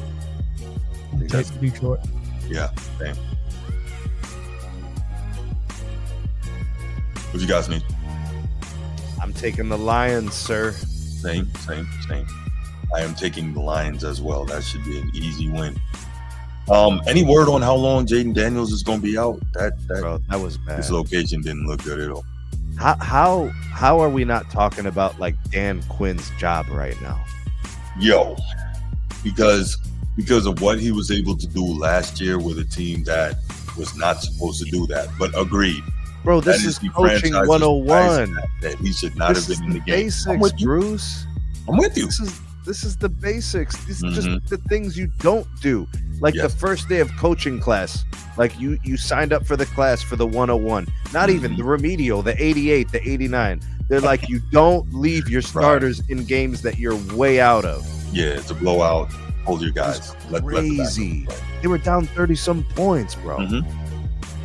You know what? I'm with that seed, and I'm okay with giving Dan Quinn some heat, but I'm also selling all my Jaden Daniels stock. Right, weighing 129 pounds and running and not sliding and get that. I'm okay with you running, but you have to have the mentality. That wasn't the play though, Mel. It wasn't, but hey, he also knows that they're down 30-something points. Yeah. So you wanted him to say, "I'm not going in there." No, you wanted to throw it away or get down. You said yes. Yes. Go into red jersey mode. Hey, I'm out here. This game don't matter. I'm trying to build a rapport with some of my receivers and see if I can get some. I'd rather throw an interception late and mess my stats up than run and sacrifice my body in a blowout that I can't win. Like you talk running and you can't win. But Mel, football players need to be protected from themselves, not enabled to have injuries. They're of a unique archetype, like mentality wise. They don't want to be told there's something that they can't do.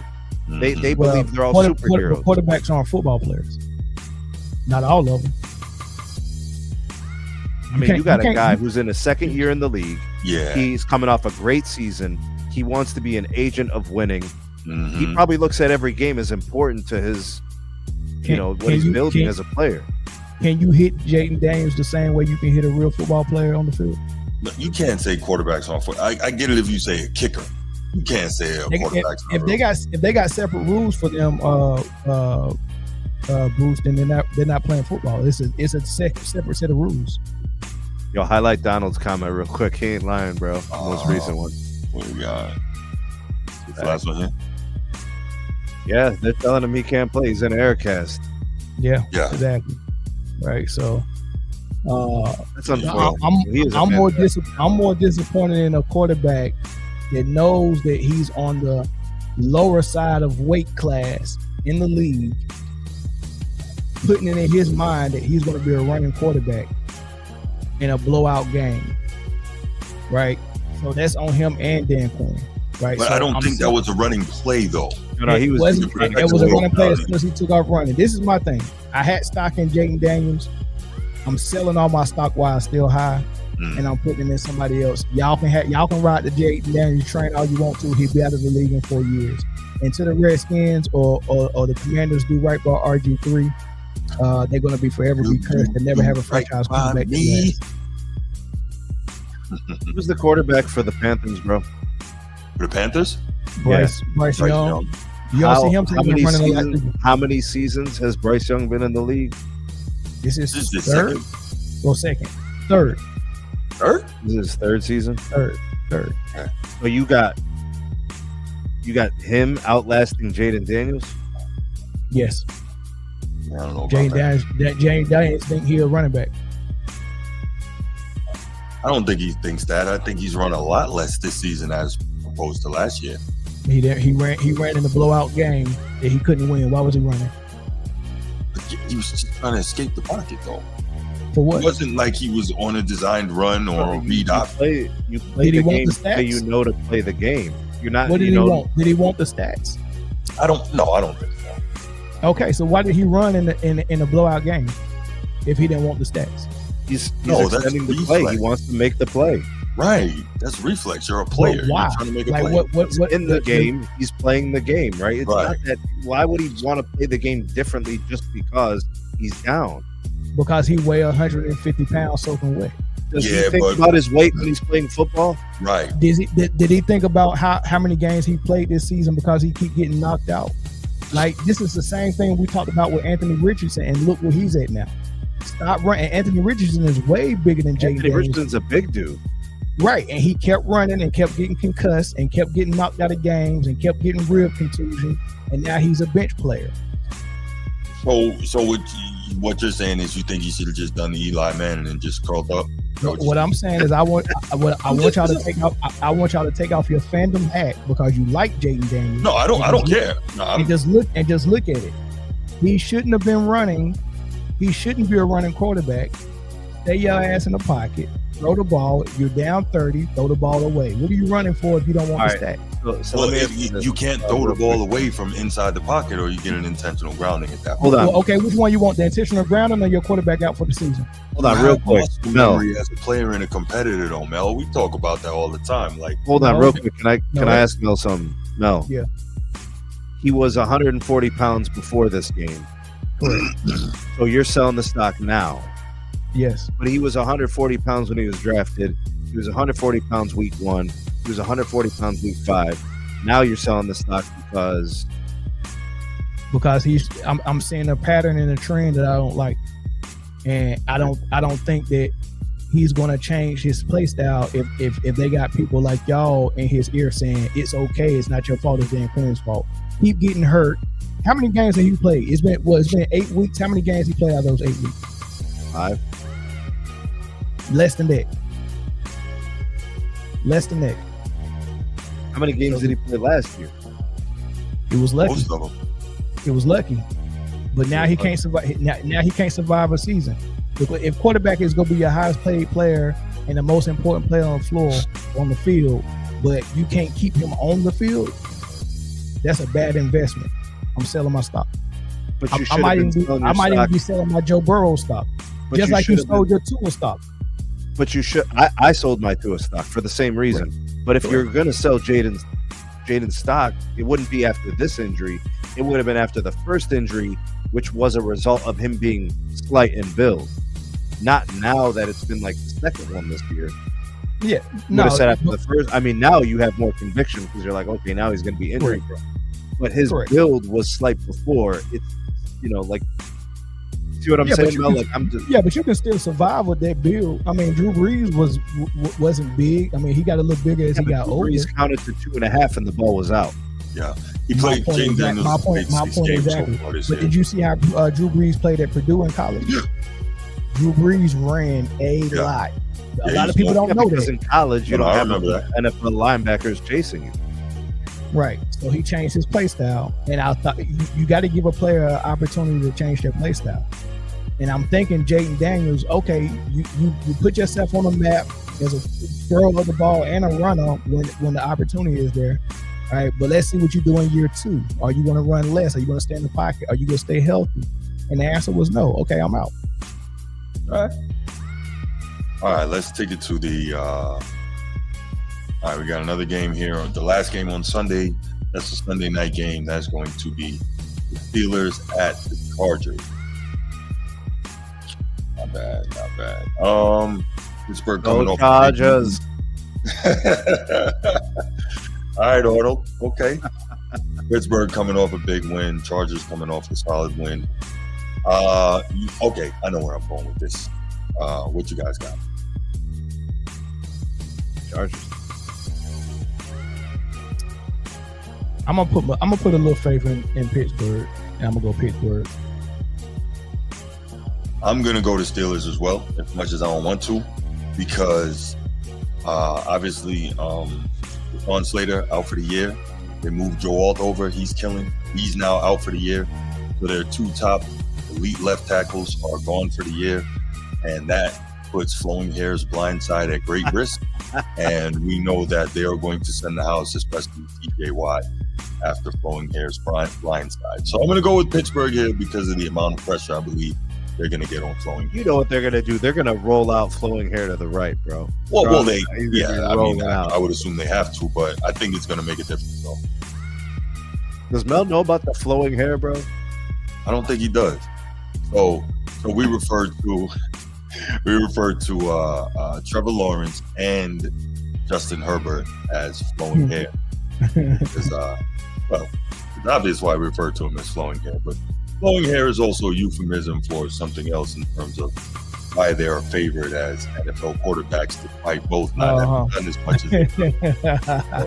They look the part, you know what I mean, Mel? Yeah, of course, yeah.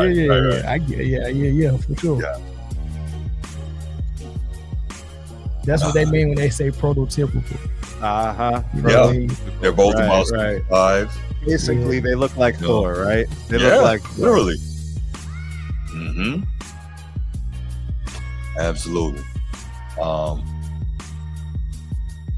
Okay, so I had Pittsburgh. Both of you guys had the Chargers? I got Pittsburgh. Okay, so Mel has Pittsburgh, I have Pittsburgh, and Meade has Flowing Hair. Got it.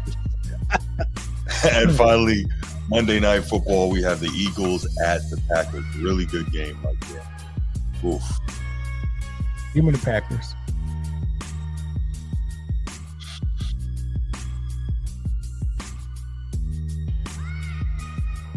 Man. So, I'm going to take the Eagles. Eagles coming off that bye. Yeah. Saquon Barkley pulled up on his hammy. What? In the last game. No. Yeah, remember? Is he practicing this week? I didn't check, but he said that he stayed out for precautionary reasons. He could have played if they needed to. They had the game sold up, but he did come up lame. Not even having a good year though. Like he's just not really being utilized. Yeah. But that's something. It is.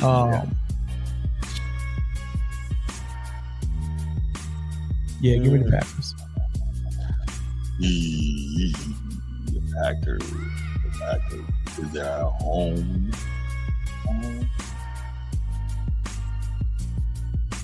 That's a tough. Oh, it's a groin, Mel. It's not a hamstring. Oh, it's growing. Okay. That might be even worse. So, Well, yeah, it's the kind of thing like a hamstring you can re-injure, so you can also re-injure a groin. So Right. yeah, that's Think about it. You got a groin, you're a running back, you're in the hole, pause, somebody grabs one of your legs and you try to, do your normal thing, try to twist out of there. I don't know. if I he mean, that's- plays. I mean, he's a tough dude, bro. I don't know. Yeah. I don't. He But a wants- groin is he need that. He need that burst, and he Right. gotta trust. He gotta trust it. You know what I mean? Mhm. And then again, that groin. That's what took Caitlin Clark out this season. She came back from a groin Try strain. to come back like twice, right? He came back, and kept and re-injured it again, and had to take the whole season. Mm-hmm. So is 1 week gonna be enough for Saquon? Probably. But if you believe the report that he was able to come back in but was held out, that would indicate that it's not that severe. And then Correct. with the rest in the rehab or whatever the treatment, correct. I don't know. We'll know at like warm up or whatever. But I'm gonna assume he's gonna play. I'll take the. Steve, how would you handle it, knowing you want to make a deep playoff run and you need? I wouldn't let him Saquon? play. I'd hold him out. Yeah, because you got Dylan and you got Bigsby. You got Tank Bigsby and you got Dylan from Green Bay, going back to play against his old team. Yeah, I'd hold him out. Yeah. If you need to, Sneed, you can pull up my guy Audric Estime from practice squad. Is that right? Another Irish, bro? You already know, man. We heavy in the league, bro. I go Irish. Oh man. Yeah. I still want to see AJ Dillon get loose though, y'all. I still think he could be a beast in the NFL, man. Now, what you saying about Marvin Harrison Jr., Bruce? We need to be saying about AJ Dillon, man. What don't he have? I think he's got a lot. Golly, man. I think he's got a lot, but I think that his style is not generally conducive to the modern NFL. Like he's a real, he's a big diesel bell cow back that probably needs 20, 25 carries, and most teams aren't willing to give a running back that. It's not how most teams play anymore. So I think it's hard to find somewhere where he fits in and gets what he needs. He's one of those running backs that got to get lathered up. The more carries you get, the better he gets as the game goes on. So it's really hard to find a team where that can fit. I think that's on the problem. Not that he can't.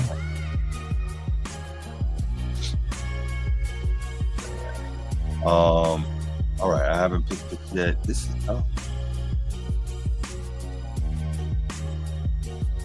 I am going to go.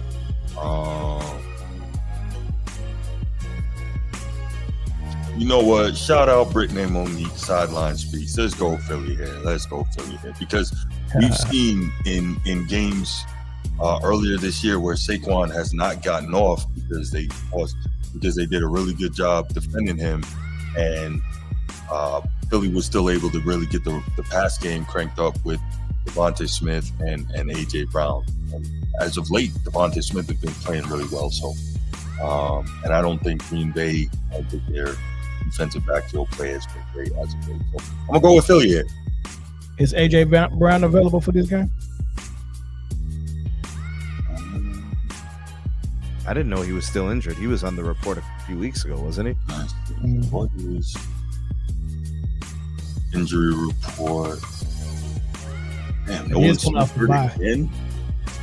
Oh, he's still not ready after the bye? Wow. Nope. Biceps. He's on the IR. Oh. Yeah. Okay. AJ Brown is questionable with the hammy.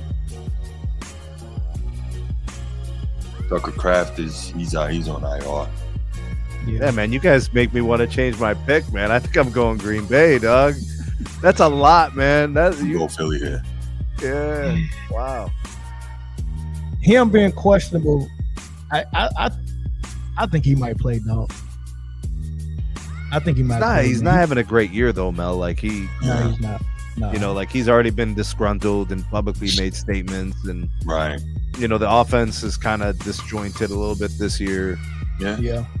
But it's not like he didn't get paid. He got his money, you know. I get it. You know what it is, bro. These dudes want to shine, bro. Diva receiver.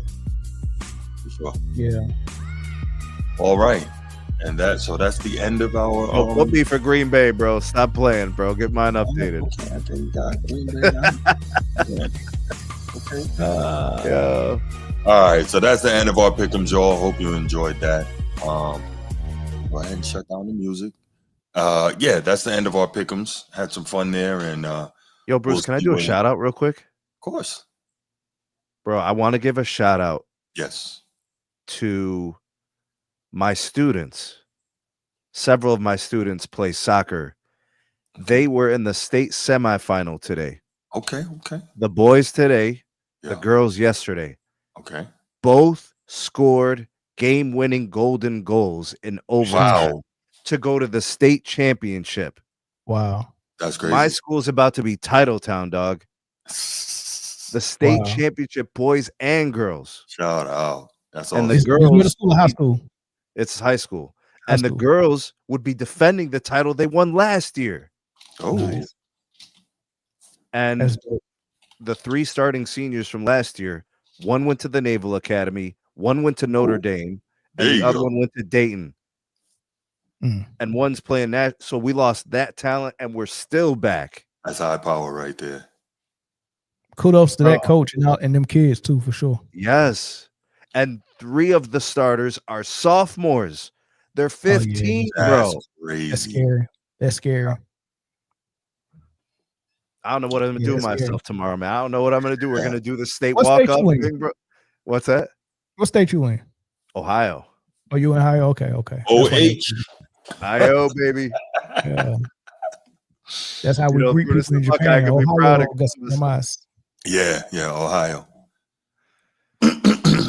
No doubt. Very proud of him, man. Very proud. For sure, man. Shout out to them. Always nice to see the young people doing good things, man. Mm-hmm. That's what's up. What was I gonna say? I can't remember. Not that important, but yeah, shout out to them.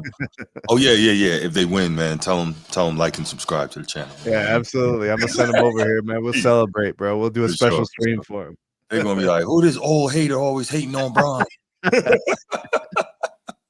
Bro, by the way, the young generation, it's starting to get a little more mixed than you think, bro. Good, they're learning. I mean, some people are opening up their minds to the fact that maybe there are some other great players in this world. You know what I mean? Really? Yeah. All right, cool. All right, so let's go ahead. We're gonna get to the next topic, which is NFL trade deadline. Obviously, probably the 2 biggest names that got traded in this trade deadline, and these are the ones that really got my attention, man, is, as you can see, Sauce Gardner, no longer a New York Jet, 2-time first-team All-Pro, just got paid, I think last year, signed a $120.4 million extension last season, and he is now an Indianapolis Colt. And I want to talk about him, but I'll get to that in a minute. Quinnen Williams, who also recently signed an extension with the Jets, is now a Dallas Cowboy. I thought that was very interesting. A couple years ago, he was really good in the pass rush, and he can stop the run. So I'm not exactly sure what the Jets' plan is here, what they're trying to do, but they definitely got out from under some money, so maybe they have a plan for something that they're going to do in the offseason in the free agency period. Not sure yet. But they've gotten out from under 2 big contracts and 2 major players. And of course, there were other trades that went on at the deadline, but really interested to get you guys' thoughts on that. But real quick, Sauce Gardner was a guy who, as I mentioned, was 2-time first-team All-Pro in his first 2 years in the league. Crazy stat, all 4 years of college did not give up a touchdown in pass coverage. And then I think it took till like week 11 or something like that as a professional before he gave up a touchdown in coverage. And then I want to say over the last 2 years, been in the league 4 years now, I think, 3 or 4 years. Over the last 2 years, he's suddenly been getting, called for a lot of PI penalties. They're saying he's very handsy. They're saying he lacks the top end elite speed, and that what he was doing early on had to do a lot with just physicality, roughing up receivers. And so it's my opinion personally that they made it a point of emphasis to really officiate him tightly, because as we know, the NFL, like all these other sports, is now an offensive game. They want to market the offense. You have all these elite receivers, and you don't want anybody jamming up these elite receivers and really locking them up the way he was. So they're like, we can't have this. Let's start calling more PI on the guy. And all of a sudden, he's not the player he once was. He's getting called for all these plays. That's my thought. Where are you guys on that? Does that sound crazy? Does it sound conspiracy theory-esque? What are you thinking about that? No, I don't think it's well, I mean, by definition, it is a conspiracy, but I don't think it's crazy, right? The league is an entertainment league, and all leagues are entertainment leagues, and that's first and foremost. They got to entertain, right? So that's first and foremost, and that comes before being black and white by the rule book. There have been some rules in the name of entertainment and in the name of gambling now, since they're partners with freaking Vegas. So yeah, that's never a bad take to me. I get it. Sneak, what are your thoughts on that, man? How many definitively better corners are better than Sauce Gardner? Yeah, it's tough. It's probably 3. Yeah, at most. Mm-hmm. Maybe sometimes Denzel Ward, maybe. Mm-hmm. It's not many. Derek Stingley Jr., he's a beast. Right. The willingness of them to just move on from a guy like this, it just seems crazy to me. It's like you're just selling off assets at that point. Mm-hmm. This is huge for the Colts, because that just makes them that much better. You just added a ton of talent to the defensive side of the ball at a premium position. So that's the guy who's going to be guarding your slot. Like, what you get some flexibility of what you're going to be doing in your secondary now. Mm-hmm. So like, this is a really nice pickup for the Colts. I don't know what exactly they gave up. It says a couple of first rounders. Is that right? Yeah, 2 first rounders. Okay, so I mean, they paid 2 first rounders and A.D. Mitchell, wide receiver. They paid. I don't know what the Jets typically draft. I don't know. I don't think they draft all that great. What is it? Garrett Wilson and probably Sauce Gardner are the best 2 draft picks they've had. Williams. Yeah, in the last handful of years. So Sam Darnold was a decent pick coming out. That was a long time ago, though. You know how that goes, bro. They can't protect those quarterbacks, develop those quarterbacks. Those a little bit different for these other positional moves. But I don't know what's going to be bigger in terms of popularity. Like, a lot of people are going to make a big deal about the Quinnen Williams trade because it's the Cowboys. But in all actuality, the more meaningful trade is probably the Sauce Gardner one. Of course, right? I agree. Yeah. But that's probably, I think those are the 2 big ones. Do you guys think I think the Eagles made a trade? They picked up a defensive end from the Dolphins. That adds a little bit of depth. They got Jair Alexander from Baltimore. Yeah. So they for real? Yeah. I thought they got a linebacker from who was the linebacker? Sheesh. They got a defensive end from the Dolphins. Yeah, I forgot his name. I like him too. Let's see. I know the Rams added a corner, Roger McCreary from the Titans. That was probably whoever is making money on the Titans was fair game for a trade. Yeah, Titans also sent their defensive end pass rusher to the Ravens. For some reason, I'm saying number 15 for that Dolphins DN. I think he wore an odd number. I think he wore 15 or something like that. Draymond Jones. Okay. Dang, what's this dude's name, man? All right, whatever. But I'm gonna talk about the Jets because I like what they did. They're not winning. They got some young players that it's a way. Oh, Phillips, yeah, Jalen Phillips. Did he wear 15? Yeah, that's what they got. Phillips. Yeah, I think so. I like him. But talk about the Jets though. Realizing that we don't have the pieces to be competitive, but we got these 2 Bentleys sitting in front of a project on the curb, right? Right. Something don't match. So if we're not gonna be competitive, what's the point of having these studs and wasting their career? Let's do them a favor. I mean, we liked you enough to draft you. We probably fell in love with you as people and players. I'm gonna do you a favor and get you up out of here. Sauce, you going to a contender. He went to sleep 1-6 and woke up 7-2, whatever the case may be, right? So get him out of here, get Quentin Williams out of here, man. Y'all both are studs, but we can't use you. Like, we got a horrible defense, horrible offense. What are you doing here? All right, let's just go ahead and stockpile draft picks and start over again and see if we can catch lightning in the bottle. They got good picks, Mel. Yeah, they do. Yeah, they got good picks. Mm-hmm. I think they got about probably 3 or 4 first rounders. They got their 7.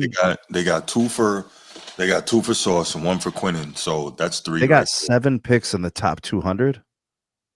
Yeah. So I think they have excuse me, I think they have 3 first-round picks next year.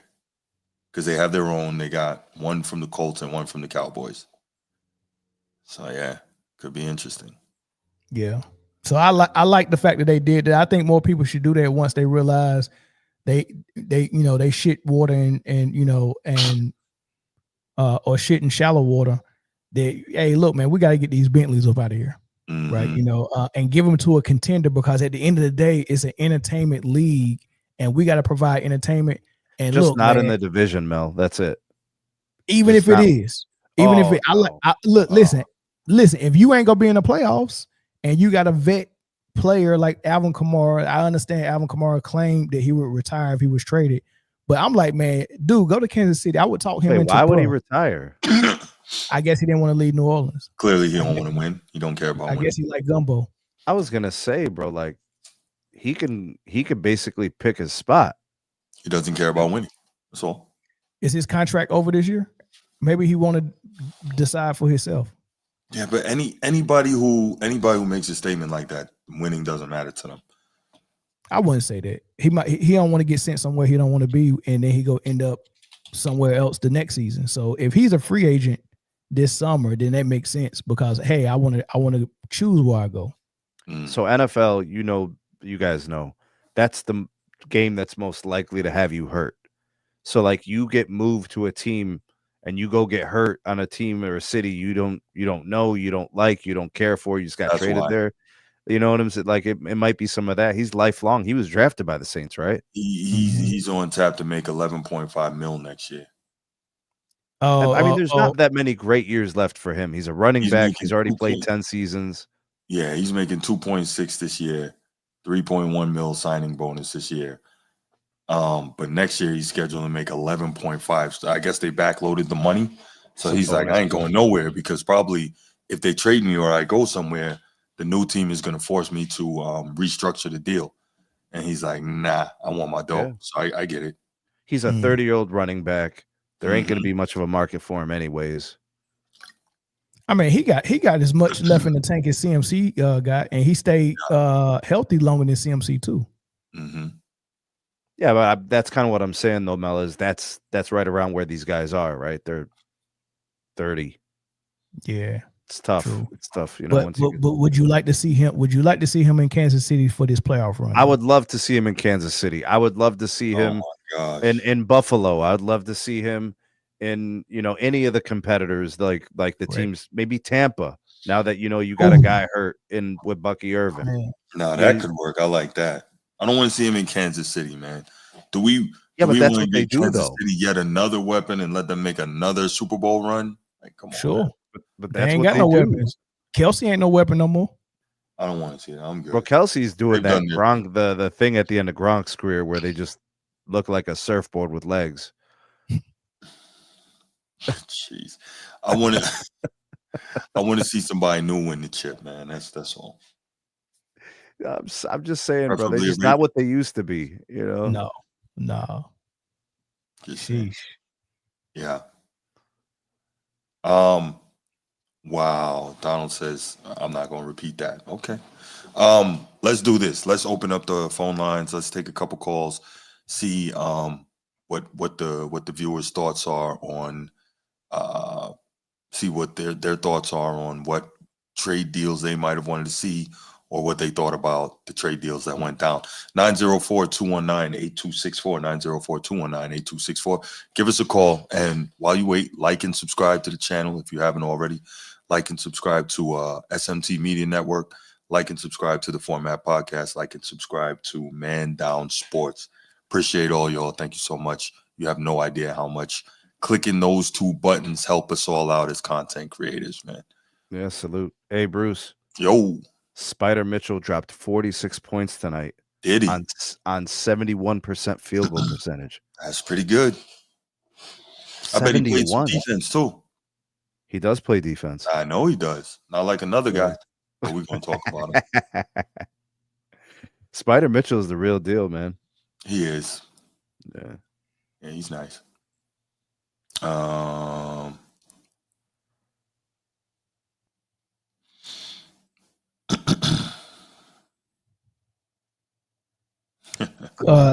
Spider was talking about how much Lonzo Ball is helping that team, man, and I agree, man. I thought that was he's really there now. good. That's right. Yeah. You know what he brings to the table now? He brings toughness, he brings pace, he brings rebounding, he brings defense, the things that nobody wants to do. Right. Bruce, what up? What up, Bruce? How y'all feeling? Maintaining, man. For free agency, I'm disappointed in the Ravens regime. I look at a team like Philly who go get the guys they need to get over the hump. It seems like we never go get that game record. One thing about Eric DeCosta and Ozzie and Biscotti, they don't like giving them picks away. Philly and then as a coach, they had no problem doing it right to get Sauce Gardner. Even though Sauce hasn't been playing up to par, maybe that had something to do with the situation he was in New York. For the Ravens, I was disappointed in them. Even though we got a nice little young, quiet little nice little free agent pickup. Guy from Tennessee. He had a sack. He didn't have a sack 5 games in a row. So hopefully we got a diamond in the rough with him because that's what we need, someone like him. But at the same time, I wanted us to go get Quentin Williams or try to go get Burns from New York or it's just, I don't know, man. Just we don't go get the guys that we need to get over the hump like a team like a Philly did. Like, hey, look at the Colts. They want to address the need that we really, really needed. I think we need another defensive tackle for the Ravens need another tackle. You should have went and got Quentin Williams. The Jets had a fire sale. What's going on, Art DeCosta? I don't know, man. So, hey, maybe it's too late anyway. We got an uphill battle. Make the playoffs, but I'm just disappointed. We just didn't make nothing. We didn't make no noise, and we was expecting it here in the city to get over the hump. But shout out to the Colts. The Colts ain't playing around. They say, hey, take these picks. Eric DeCosta don't think like that. That's that mentality. They ain't giving no picks away. But yeah, man, I was surprised that Sauce Gardner trade. Quentin Williams to Dallas Cowboys, that might be a little bit too late. That might be something for the future. Quentin Williams, 31 years old. He really hasn't been making no noise the past couple of years. Maybe that's the situation in New York. And other than that, man, that's about it for me, man. Appreciate it. Let me call in, dude. No doubt, brother, man. Appreciate it. Thank you.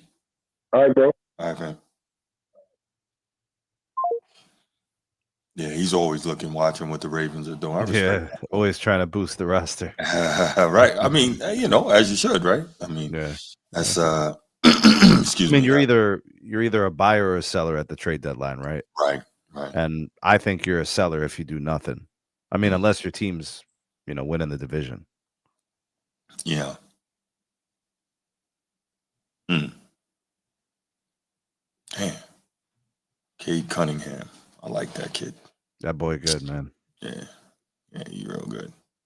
All right. So speaking of the NBA, let's go ahead and do this. Let's take it to the final topic. And that is, I wanted to discuss this because obviously it is NBA season now. So I wanted to get in an NBA topic. And part of the reason I wanted to discuss this, I have this constant debate with one of my regular viewers, listeners on this show. And he said it to me again today. We were talking offline. And this is inspired by you, Edward. Shout out. And he told me Jokic Nikola Jokic, former 3-time most valuable player, 1-time champion, averaged triple-double last year. Nikola Jokic is the best player in the world. That's what he told me. And I said, cocaine is a hell of a drug. So that got me thinking for a topic. It's early in the season, right? And of course, it's odd to me how this seems to change every year, but best player in the world. So I got 4 guys on the thumbnail, as you can see here. And obviously, these aren't the only guys that may be in consideration, may or may not be, but these to me are the 4 best players currently in the NBA. And that is defending MVP, champion, finals MVP, all defense, Shai Gilgeous-Alexander, SGA from Oklahoma City. Giannis, former 2-time MVP, defensive player of the year, NBA champion, finals MVP. Excuse me. Of course, multiple-time all defense. Nikola Jokic, former 3-time MVP, as I mentioned, champion, finals MVP, and up-and-comer rising star Victor Wembanyama, who, had he not got injured last year, we know he would have been the defensive player of the year. Looks like he's on track for that this year. Still very early. Obviously, he's got to make it through the bulk of the season, at least 65 games. But Wemby, I think, is balling out, really playing a lot more on the inside the way he should at his size. Rebounding the basketball, averaging 4.7 blocks, looking, I'm not going to say Olajuwon, maybe more so Mark Eaton-esque with the rim protection, really doing his thing there. Shout out to the young fella. So it got me thinking, and I want to start with our guest here who specializes in the NBA content, man down Mel. Who's the best player in the world, man? Is it one of these 4 guys? Is it a different guy? What do you base it on? Because I know it's early in the season, but I wanted to get your thoughts on this. Yeah, it's one of those 4 guys. I think it's SGA for sure. Okay.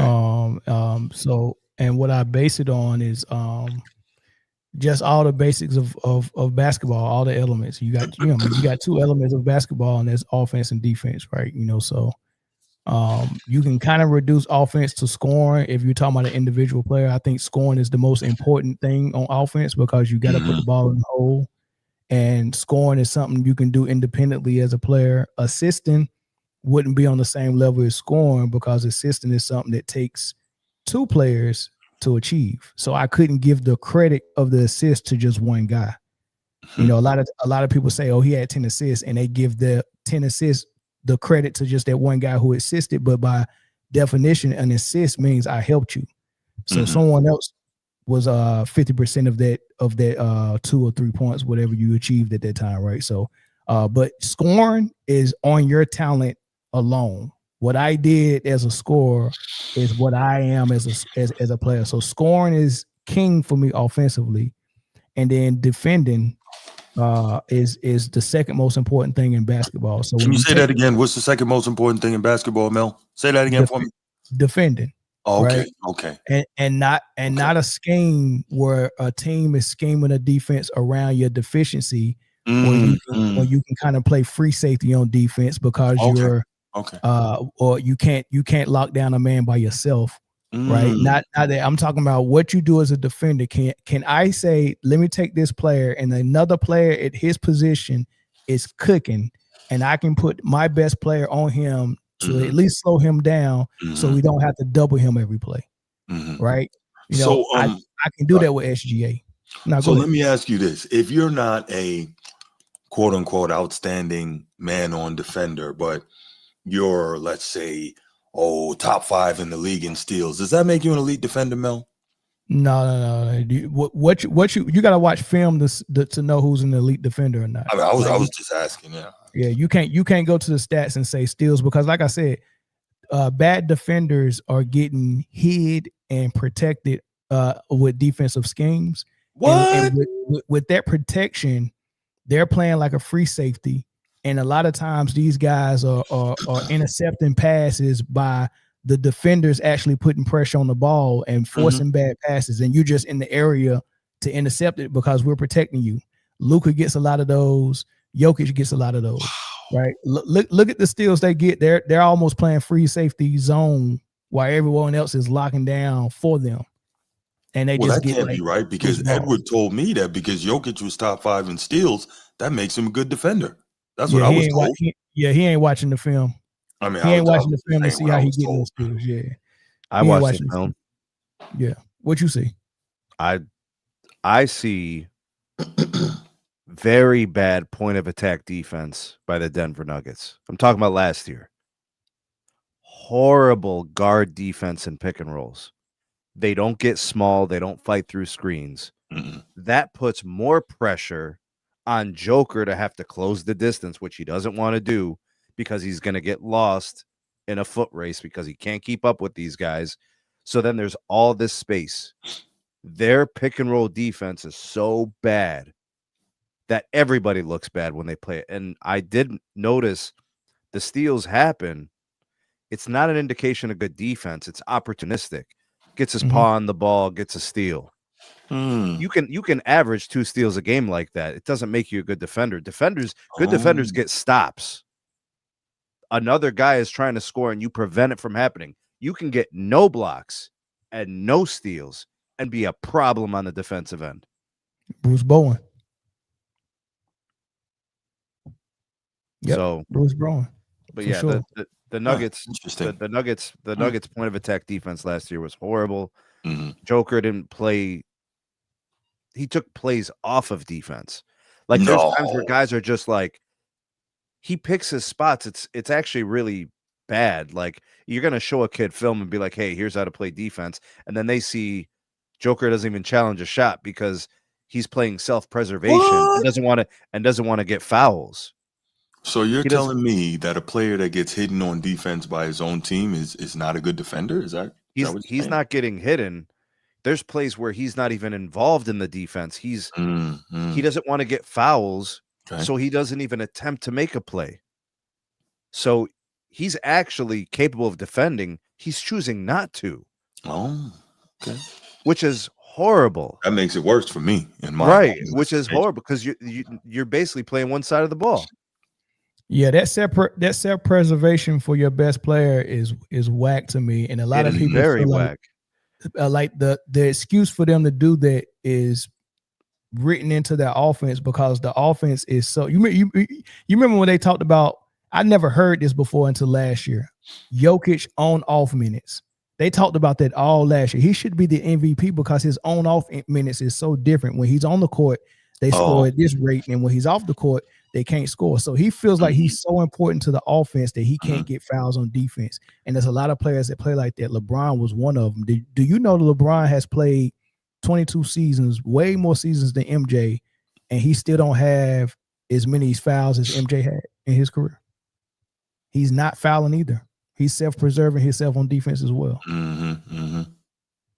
These guys are holding. They're leaving the game. You got 6 fouls, and you leaving the game with 4 of them left on. You know what I'm saying? You only use 2 of them, really.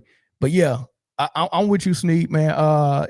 Defense is, but here's the thing: Jokic is such a good scorer and good offensive player. Even with him being a liability on defense, he's still in the top 5, 6, 7 of players. You know what I mean? I'm good with that. He can't drop no lower than 7 at all, and he can't drop no lower than 5. Honestly, I'm okay with that. He's a top 5 player. That's how good he is offensively. Yeah, for sure. But the best player now is SGA by a mile. To me, yeah. I mean, I just want to be clear about when it comes to Jokic, and I know it seems like I'm picking on him. I'm deliberately proving a point here. You can't be the best player in the world and only play one side of the ball and not give real effort on the other. You just can't be. That's so it drives me crazy. That's valid. How many fans feel that way? How the NBA media pushes that narrative? It doesn't make any sense to me. Like, when did that become an okay thing to do? You know what I'm saying? Like, that's a bad look. So when I look at the best players in the league, and I look at the player who has the least flaws, has the least deficiencies, the most well-rounded game, the game that translates into all these different situations and circumstances. Guys get injured on the team, they keep winning. You know, people going down. You know, it's the playoffs. It's this. SGA fits into any in-game scenario. It doesn't matter if Chet's in or out. It doesn't matter if J-Dub is injured or he's in the lineup. It doesn't matter if Lou Dort is hitting his threes or he's missing his threes. This guy finds a way to win. You know, like, and SGA's defense, if we're going to just talk about defense, because, you know, like, for example, I hear the conversations are about SGA and Joker. When it comes to MVP, those are the two that are always at the top. The thing about SGA, he's at the point of attack on defense. They're at him because the ball is up at top with the point guard. He's defending that position, and he gets rips. And he's defending and playing passing lanes. Turnovers are going the other way and creating offense. That's him. He's part of that. There's no liability in SGA's game. Now, I will agree to some of I've watched him very closely.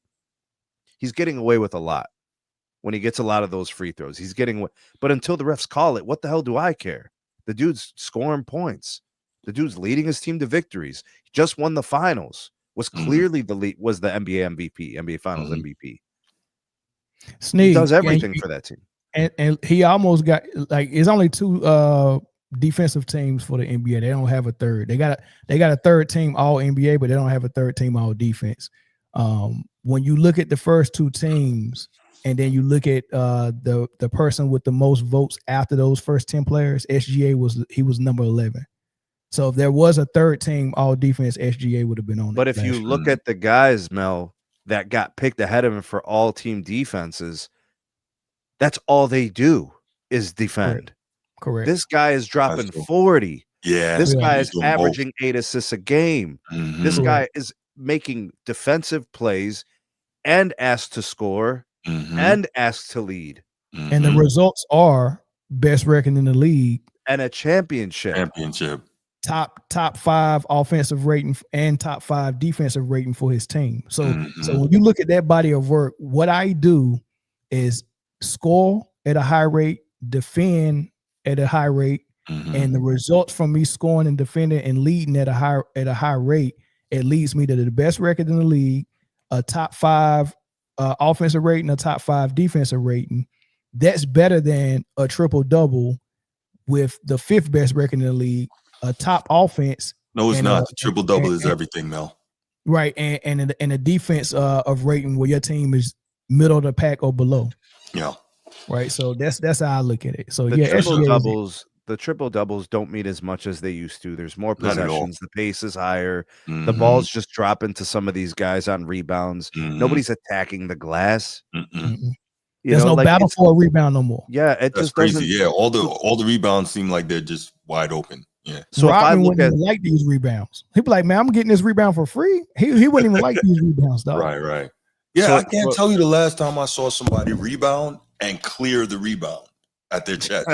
I can't tell you that. Or box out for real. Yeah, that's a great point. Wow, that's crazy. I just thought about that. It's just not the same. So for when a guard averages like 7 rebounds a game, unless it's like Josh Hart's rebounds, which seemed like he works to rebound. Contested rebounds, right? Yeah, like I don't know how many guys like, bro, when I used to see Russell Westbrook get those rebounds, when the guys would just let him fall to him, like Steven Adams, I'm like, why are we just letting Steven Adams admitted that they literally used to box out so Russ could get the rebounds. So the thing that made Russ special, yeah, go ahead. The thing that made Russ special was triple doubles, and he didn't have to work for those rebounds. No. They actually did a measurement saying that I think either the first or second triple-double season, he had the greatest distance from his defender in terms of contesting from his offensive player, his offensive assignment on defense in terms of contesting their jump shots so that he could sag and get the rebounds. And I'm like, yo, man, y'all gotta Google that clause that was supposedly in I couldn't confirm it, but it's online. The clause that was supposedly in Maxi Kleber's contract where where it benefited him more to not rebound the ball. Wow. And and this while Luka was on the team, so I don't know if that was there because they wanted Luka. I mean, Mark Cuban and Luka Doncic been desperate to get an MVP for some reason. I don't know why. Yeah. I don't know why Mark Cuban was even involved in wanting Luka to get an MVP, but he's been vocal about, every year he campaigning for Luka and MVP. I was like, I never seen that before. Like, what is he? How does he benefit? Dirk got one, so he wants to have another one. I maybe the jersey sales, he know it goes up. I don't know. Probably. I don't know. You Yeah. know what I'm saying? I don't know how he benefits from it, but they wanted MVP merch. That's a good point. Yeah. Right. So it was almost like Mark Cuban was probably instructing coaches to play a certain style because it benefited Luka, and I think that's why my man left and went to Indiana. Because why would a coach who's a championship coach see Luka coming in with this generational talent and opt out and say, you know what, I'm going to Indiana to start over? Yeah, but look what he built in Indiana. Yeah, correct. But you see what it was that he had. System though. Yeah. Oh no, yeah. I understand it. I just want everybody in the audience to understand. Rick Carlisle ran from Luka. Yeah. They wanted to re-sign him. He ran from Luka. Jalen Brunson ran from Luka. Porzingis ran from Luka, and then eventually the new owners of the Dallas Mavs sold their stock in Luka. Yeah, and let me also say this in terms of this best player in the world thing. I have said on this show before that given my choice between Luka and Jokic, I'm going to take Luka, and I think the reason for that is, you know, they're both, you know, the triple-double threat kind of guys, triple-double ball players. But the reason is I think Luka's an even more dynamic perimeter scorer and a guy who can give you even more on the scoring side while rebounding and passing the rock. But there's no outcome that supports that claim. Yeah, give me Jokic all day over Luka, dog. Yeah, what outcomes are you getting out of Luka that's better than what you're getting out of Joker? At least Jokic comes off the ball a little bit. But Luka came back for his first game from injury after Austin Reeves was killing it. And I watched his game. Yeah, I watched his game. Luka brought the ball up court, and this is not even an exaggeration. I think the second quarter, or maybe it was the third. No, it was the second quarter. I watched about 6 possessions in a row where Luka brought the ball up court after a score, and nobody else touched the ball. This man came and got a screen and went one-on-one and did his own thing for 6 straight possessions. And I'm like, what the? Like, nobody else touched. They didn't pass. Like, that is kind of crazy. That drives a coach crazy. We just had 6 possessions and not one pass. The only pass was the inbound pass. It went to Luka, and it stuck with Luka the whole time until he took a shot. Hey, you can't win that way, by the way. You can't, like, they couldn't beat the Timberwolves. Yeah, dog. Who literally in the following round got ragdolled. Yeah. And then if he's off or the defense is allowed to be more physical like the playoffs are, and they pressure him up court, good luck. See, people forget Luka self-imploded in the finals. Yeah, he did. It was a gentleman's sweep. He self-imploded or did he get locked up? No, he imploded. Because I know he was screaming. Jaylen Brown was on the mic. Pause. He was mic'd up, and you heard him say, as long as Luka's in the game, I'm in the game. He took that assignment to lock Luka up. So I don't know if he necessarily self-imploded or if he just couldn't deal with what he was dealing with. I was watching him yelling at refs for no reason, picking up fouls. Right, the refs literally told him, please stop. Yeah, I remember. We don't want to call these fouls. He fouled out of, what, 3 of those games? He did, didn't he? Okay, I stand corrected. Like, you're right. No composure. No, you're right. Maybe Jaylen Brown has something to do with it, but like, I'm just watching him self-implode. A lack of emotional control, like emotional intelligence, like know yourself. Right. He hurt his team. For sure. He did. So that's what I have. I have a championship at a Joker. So when Joker had pieces there and the team was well constructed, I got a championship with Joker. When I had pieces with Luka, it was 5 games. And the Celtics and then the Celtics didn't even go back to the finals. Right. For Jokic to get that one ring, though, do you see how out of his mind he had to play that entire series? Like, he actually been playing defense in that whole plaplayoffs. Like, this is what I'm telling you, Mel. Yeah. He can play defense. He can. I didn't have not to. Yeah, I had no complaints with Jokic's defense during that playoff run. I was highly impressed. Yeah, I was highly impressed that playoff run. But his offense, bro, the shot making that he was making, it was so many times the Lakers had control over that game or the series, and Jokic would hit a shot like he had hit a fadeaway. He was owning Anthony Davis. Deep rainbow three. I know the one you're talking about. I'm seeing it right now. Yeah. So imagine knowing in your mind, in order for me to win another one, all my pieces around me have to be healthy again, and I have to perform like that again. He don't want to do it. He don't want to play. That's what it takes, though, Mel. Look what SGA just did. That's what it takes. That's what I'm saying. But it's in him to do it. Jokic played out of his body to get a ring. That's why there's so many one and done rings. Like Dirk, one and done, he got one. Jokic, one and done, he got one. But Dirk was already like 35, bro. Giannis, one and done, he got one.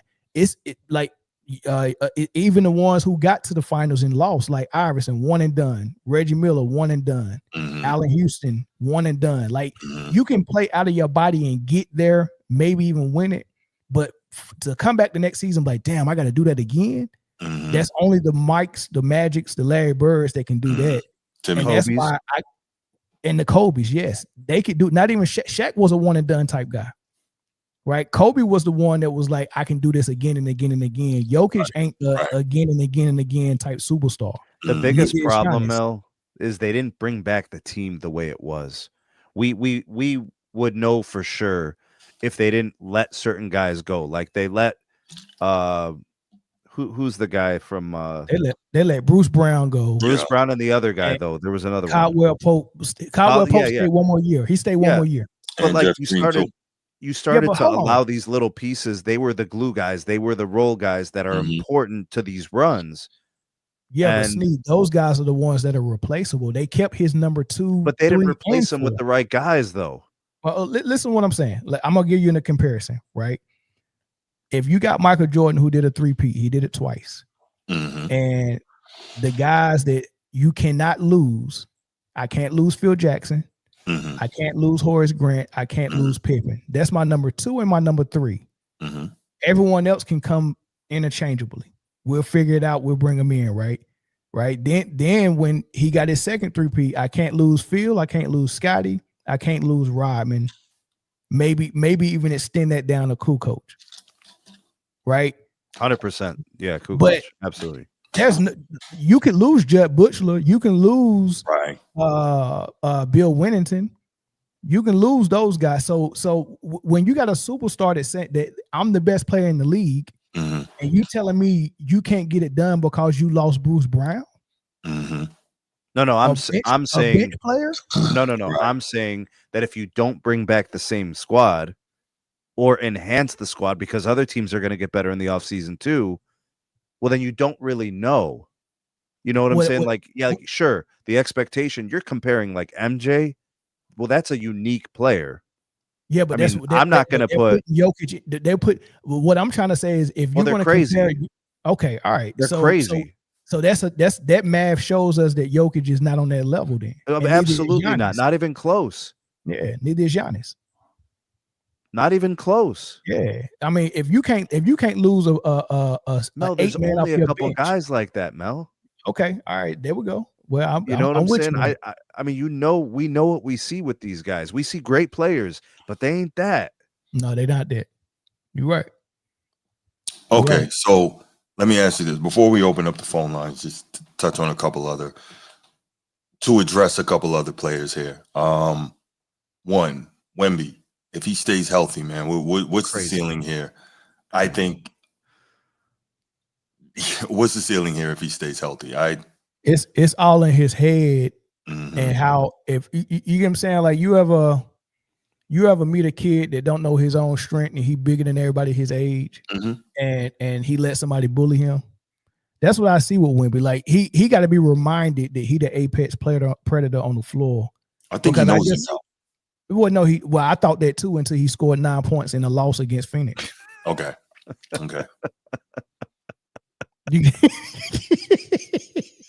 This man lying, bro. This man scored 9 points. I was like, he figured it out. I said he figured it out. Let's start talking about him in the top 5. And then he scored 9 points against Phoenix, dog. And I'm like, come on, dog. Yeah. That's kind of what I've been. That's what I've been thinking about Evan Mobley. Is like, here's a guy that's got this great potential, but he's got a tendency of kind of just disappearing, getting quiet. Sometimes guys got to roar. Like if I could take Kevin Garnett's mentality and put it into Evan Mobley, I got the MVP of the league for like 5 years. You know what I'm saying? Like, but he ain't that. You can't change somebody who they are if that ends up being what Wemby is, Mel. Yeah. Okay. He got to want to dominate all the time. All right, so let's do this definitively. I want to get you all on wax. Who's the best player in the world? Did we already? You said SGA, right, Mel? SGA. Okay, Snead. Giannis can't shoot. Well, he's a below average shooter. Yeah, he's improving though. It appears he's improving. And Joker's a part-time player. To me, it's easily SGA. I know what I saw in the finals. I know what I saw when the team needed him. He delivered every single time. That's the MVP. Yeah. Well, I mean, just on my thumbnail right here, I would take every one of those guys ahead of Jokic. All three of them. Wemby, Giannis, and SGA. But I will agree with you guys that I think SGA is the man and the best player in the world right now. For all the reasons you named, and just a much Wemby's more just not there yet, though, Bruce. That's all it is. Say again? We don't know. The jury's out on Wemby. Like, we kind of know what we got with Joker. We know what we got with SGA. We know what we got with Giannis. Giannis has peaked. Joker has peaked. SGA's at his peak. Maybe he can get a little better, but has Giannis peaked though? Like, he's actually playing better than he did at his MVP and like defensive. I see Giannis take defensive plays off now. He never used to do that. Okay. He never used. He's still a great defender, but I do see the occasional he's taking the play off, and he never used to do that. So that gets me thinking that maybe the best version of him is last year, the year before. Okay.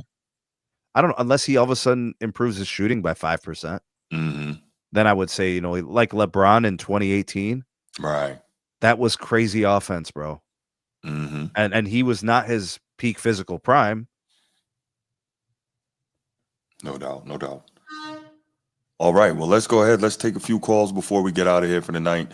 904-219-8264, 904-219-8264. Make sure you like, subscribe to the channel. Make sure you share the show, and we want to hear from you. Let's take a quick couple of calls.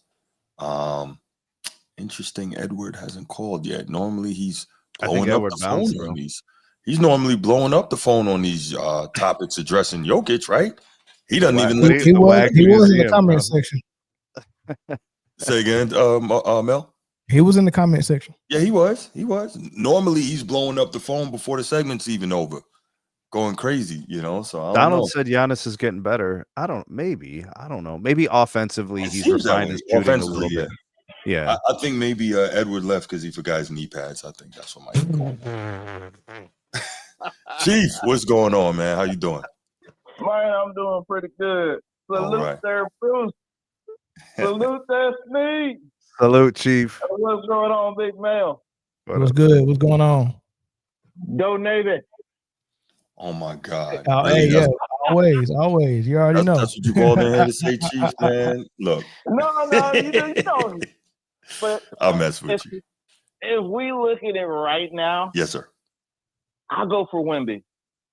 Okay. Because I'm old school and I'm like you. I love SGA's. Yeah. He's polished. He's smooth. But something about Wemby on that defensive end and offense.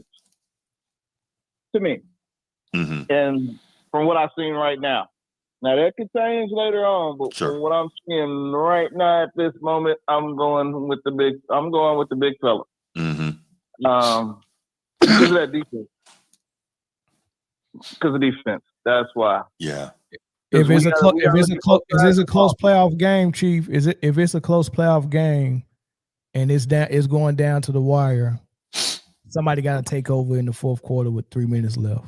That would be SGA. Right? You think it's going to be Wemby or SGA?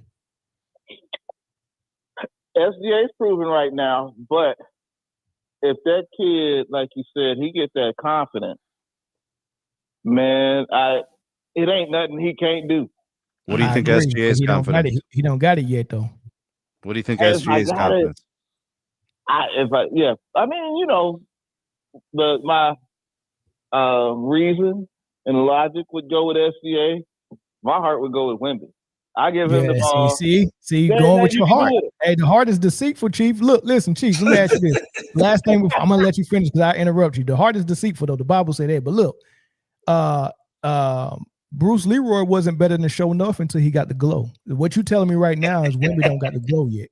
Right. Hey, Mel, I gotta be that Korean man to point to him in the head. Only now, then you will know who's the master. Right. For sure.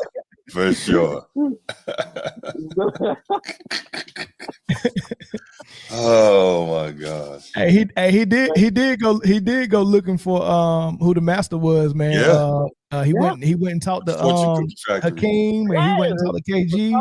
Like, he was on the quest. He was on the quest to find out who he was. He was. He went with the Shaolin monks. He went to see Dream. That's true. He ain't got the glow yet, bro. Play the clip. We got to see the glow in the playoffs, dog, against Showdown. The Dream. But then too, like I said, but the only thing about guys that big is usually their feet, or some kind of lower extremity, unless he kind of stays flexible, like Kareem. For sure. If he's able to, but I mean that's Shaolin training because Kareem did martial arts training and yoga. Yeah, he did Jeet Kune Do. Yep, and he was super durable. So if he discovers that part, and then he's not settling. Because I remember the first year, Bruce, it drove us crazy. Because for sure, man, you 7-something.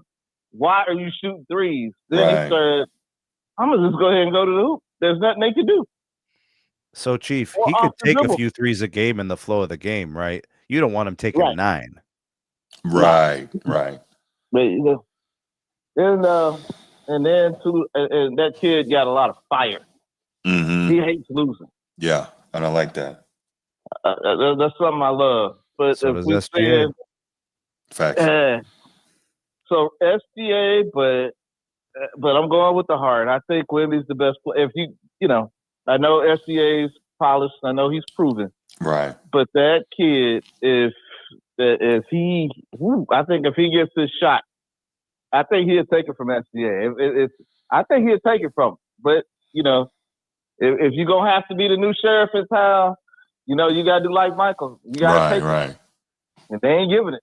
SGA ain't giving it to him. Right. You're going to have to take it. Well, Chief, he got to, like you said, he got to take it and we got to see it. So, yeah, I respect that. You got anything else, man? No, I know my boy Eddie would be disappointed because I had him pick Joker. Well, I got to go with the eye test. I go from what I've seen. I mean, I've seen a lot, and I don't see how Selson, but man, those handles, that outside shot, and the thing is, boy, if I could be 75 going in the league, I don't think I'd be stopped. Right. They can tell me that. Just imagine if you were that size, Mel. If you were that size, me, what could they do with you? I would feel like nothing, but you never know what 7'5" feel like when you get up in the morning or when you run or jump. You know what I mean? Like I played my whole life running, jumping, falling on the ground, and not feeling a thing. Right. But that's because I'm not 7'5", boy. If 7'5", probably feel a little different. I see some of my friends that got knee issues. I'm like, man, I don't even know what that feel like, dog. I've never broken a bone. Yeah, like that's a good point because when you're 7'5" and you fall down, you fall a lot further, and it takes a lot longer to get back up. Bro, you ever seen a 7-footer sit like crisscross? When they get up, they look like transformers. Yeah, you got to unfold everything completely. Yeah, it's crazy, bro. Yeah. But you know what? But his fluidity and the way that he moves, though, for 7'5", it's just sick. Just like. What he did to AD, not only AD, and the other 7-footer, he was just toying with both of them. But if he got to have that every night, though. Yeah, for sure. Got to have it night in and night out. Definitely. I'm not mad at the SGA because he's proven, but that to me that Wemby's defensive presence, just to me, my heart, I just have to say that ability to steal, block, and do all that, it just kind of remind me of, you know who, Bruce? Go ahead, hit that button. The man with the e-tonic. Hakeem, your dream. Oh man. So he reminds me of him. A little bit. Yeah. Yeah, so that's about it tonight. Well, I appreciate that, man. Thank you, Chief. Thanks. All right. Dude. Respect this. All right, brother. Have a good one. Yeah, too.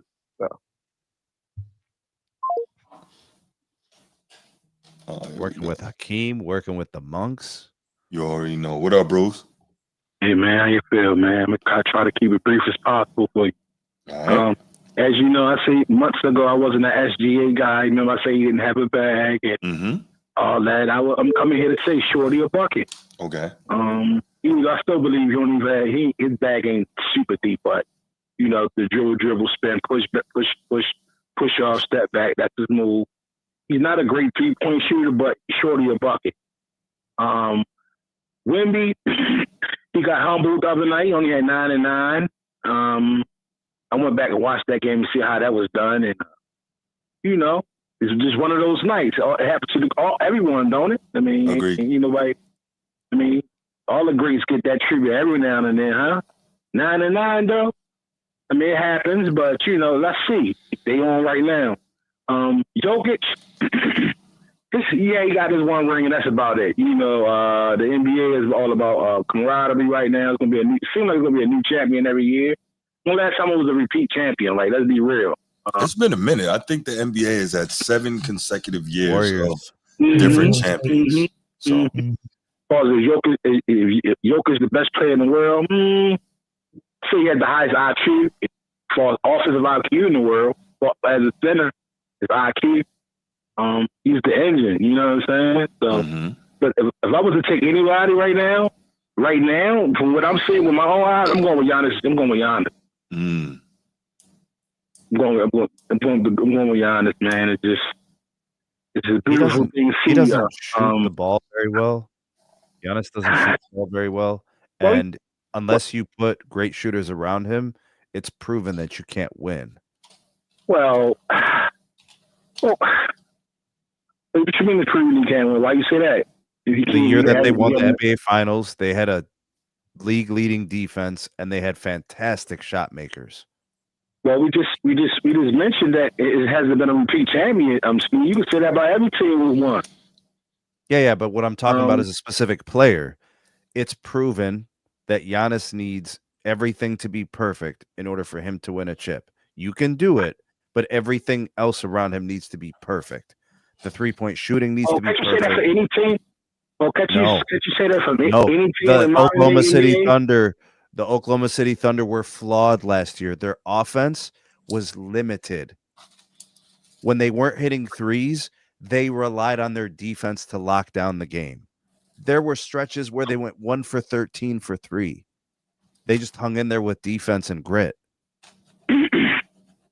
True. But hey, there's also put an asterisk beside that because Hallie, I mean, you know, injured, you know, that superstar was down that series now. Don't act like Indiana when that ball with him it would be at a healthy Indiana now. We'll never know, right? We'll never know. So it was a good series. It was close. But who knows if Hallie would have been healthy? As far as I like Giannis, I mean, that's why I'll take right now from what I'm saying right now. But yeah, you can't. Oklahoma City, they got that. But Hallie wasn't playing, so it's kind of a, you know, we'll never know. Not saying that they wouldn't have won, but it wasn't a fair trade in the finals. We all know that. But yeah, I'll go with Giannis. And that's why I'll go with right now, man. Y'all boys have a great night. All right, Bruce. Thanks for the call, brother. Care, bro. All right.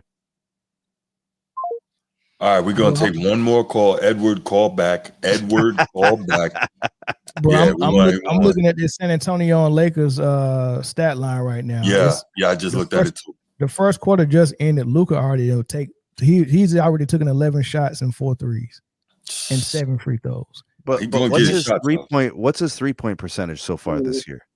He hot this year. I give him that. Is he? Yeah, last year he was bad. I'm lying. 29%. Yeah. Edward, what's up, man? What you got? Yeah. First of all, let me go ahead and say this, Mel. I appreciate that, bro. You gave that love to Young Dolph. You know what I'm saying? I remember on one show you said you bumped with Project Pat like this dude that's on the phone. So I appreciate that because I'm from Memphis. I appreciate that. So you already know. Most definitely, man. Most definitely to that chicken head that's right there next to you with the LRG shirt on. But anyway, let me go on and say this right here. Wait. Hold on. Let me interrupt real quick. Edward, did I not show love to 8-Ball just this last episode? I did, right? We talking about Project Pat. I ain't say no, because you brought up Memphis. Did I show love to 8-Ball last episode? Man, Sneed, you were there. Did I do that? You did. Okay, just checking. Now go ahead. No, you Bad Boy South, baby.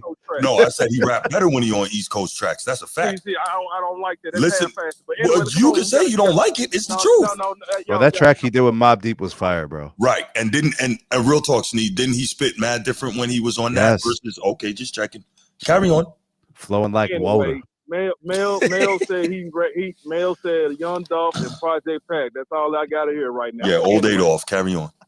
Hey, show respect, man, for the dead. Anyway, number one, I got to go with SGA. The reason why I'm going with SGA is because he's getting it done without his. No, you don't got to go with SGA. No. 5 hours ago, you told me that Jokic was the best player in the world. Bro, Steve, you was on the phone. You heard that, right? He loves Joker, bro. Loves Joker. Bro, okay. I'm still gonna rock with Joker, but still, right now, I'm putting my heart to the side and I'm using my head on my shoulders, partner left. Anyway, I'm going with SGA with number one. Okay, because he's getting it done without his second best player. Number two, I am not taking. If I need to get a bucket, I gotta go with the Joker over Giannis. I'm taking Joker number two. Because IQ and everything like that. I'm going with him with number two. But you just going to skip the defense part, huh? Carry on. Man, number three. Okay, look, when it's time, when you at the free throw line, who closes the deal, Giannis or the Joker, Bruce? You might not get there because he can't play any defense. Carry on. Okay, anyway. Yeah. Let me keep going. Number three, I will go with, man, it sucks. It's a tough one. I want to say Victor, but man, when I saw him play Sunday against the Suns, they shut him down, man, with those 3-and-D guys with the long, you know what I'm saying? They shut him down on that, man. They was being real physical with him. Even though, you know what I'm saying, he's projected, he's gonna get there, but he still give him time. So I'm going with Giannis number 3. Mm-hmm. And I'm picking Victor Wembanyama number 4. Mm-hmm. Okay, so. I just want to go ahead and say that. Now, you know, you called me out and all that. I wasn't ducking no smoke, man. I had to put this door operator in on this trailer because this trailer needed to go out, man. I'm sorry. I can't sit at the desk right now and just talk crap. I can't do that. Hey, I respect you, man. Go get your paper, son. I respect you. Yeah. No doubt. Yeah, man. Yeah, but that's all it is. But any pushback you got for me on this, bro? I know. I do want to say this though. Chet was out last season. I guess that's not his second best player, but it's his third best player, and they got out to the same hot start. So, you know, he like Sneed said earlier, he's shown that if you take somebody important out of his lineup, he gonna figure out a way to get it done with what he got, and that's what he was able to do last year. No Chet for probably the first half of the season. It was just him and Jay Will. Still had to, you know, I think Cleveland had the best record. OKC was right under him. And then OKC took over after the All-Star break with the best record in the league. And there were playoff games, Mel, where he gave very little. Correct. Chet gave very little offensively. So correct. He was always there defensively. He rebounded the ball, but offensively did not contribute much in some games. Yeah. That's true. So yeah, I mean, if you saying you were impressed because he's doing it right now without Jay Will, he did it last year without seen last year. Chet. Mm-hmm. Mm-hmm. Well, yeah, most definitely. That's what it is. And then let me ask you this, while you on the phone. Now, I'm not going to use the word scary. I'm gonna just say athletic. Backcourt. Are you impressed with Philly's backcourt with VJ and Tyrese? And, you know, or Cleveland when they Donovan Mitchell and they got Darius Garland back. I actually like. I am impressed with VJ and Tyrese, but I don't have super high expectations for them.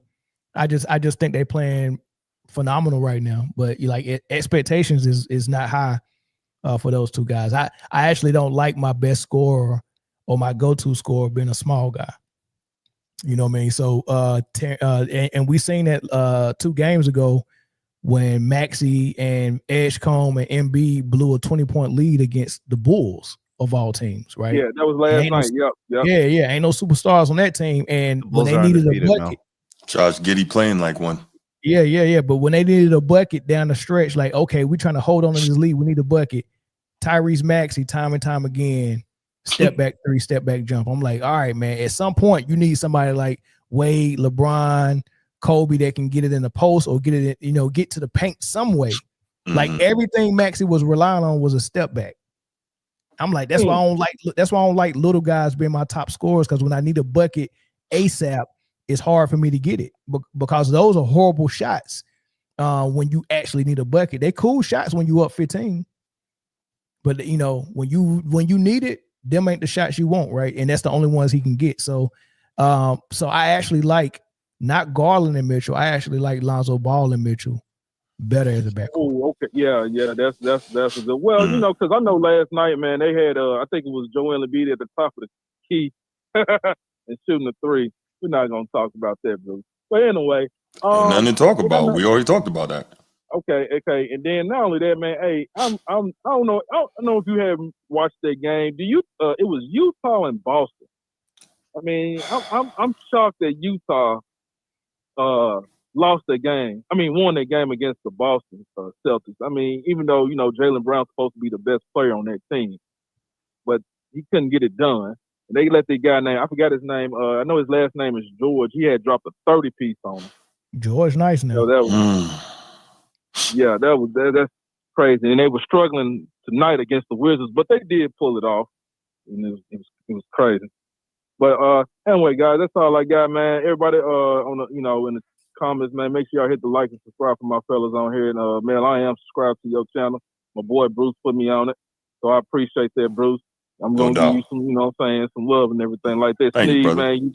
man, you be you, Mel, you be you, and Bruce. Man, you be you too as well, brother. Water. Appreciate you, Eddie. Hey, water.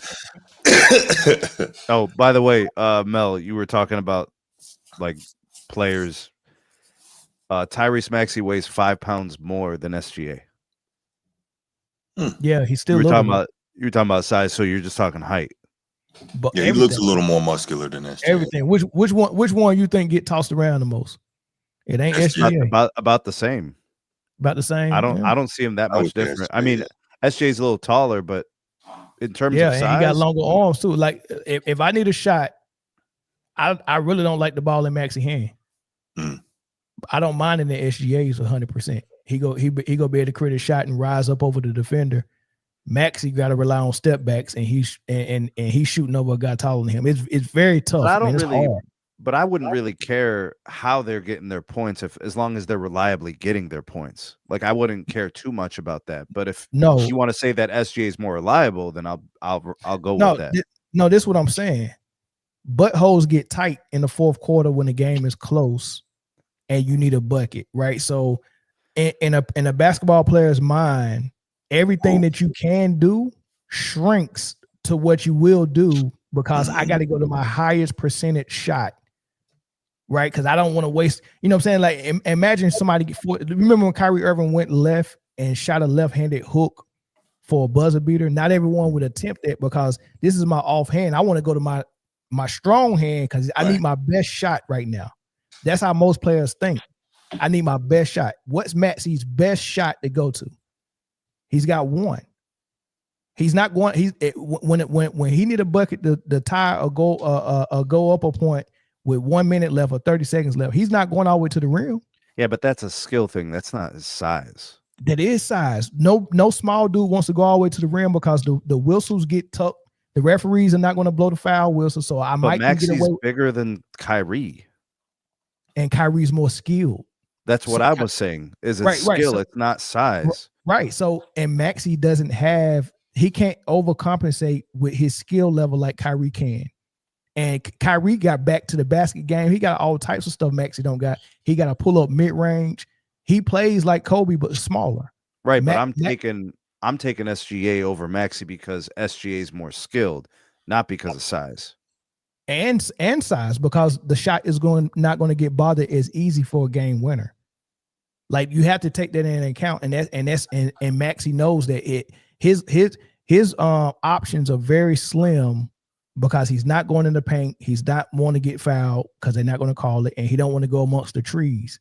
He's staying on the 3-point line. SGA still got his full game that he can do, because he can get all those shots off of the A+ effort. That's just my thing, and that's the reason why no small guy other than Isaiah and maybe Steph have led their team to championships.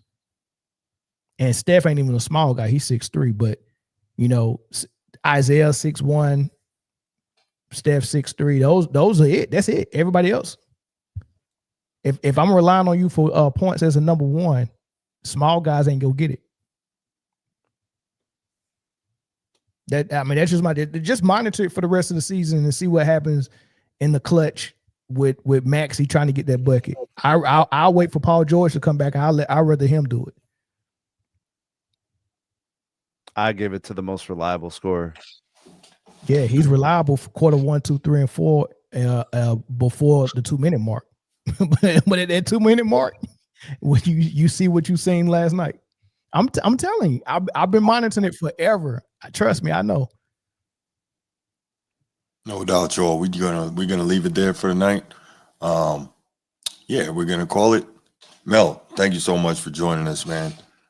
Definitely appreciate you having here as always. Thank you for your insight, your commentary. Sneed, got what you need. You already know what it is, man. Appreciate you as well. And everybody who was watching in the chat, anybody watching on the replay, appreciate you. Make sure you like, subscribe to the channels here. Man Down Sports, SMT Media Network, and of course, the Format Podcast. Appreciate all y'all. Have a great one. What's tonight? Wednesday. So, well, we'll be back when we're back. We're back for sure. Well, inshallah on Sunday morning, but we may be back prior to that, depending on what's happening in the world of sports. Probably got to get a members only show out to you guys. So look out for that. I'll probably have one out for the next couple of days. But yep. Everybody have a good night, and we out. All right, fellas. All right, brother.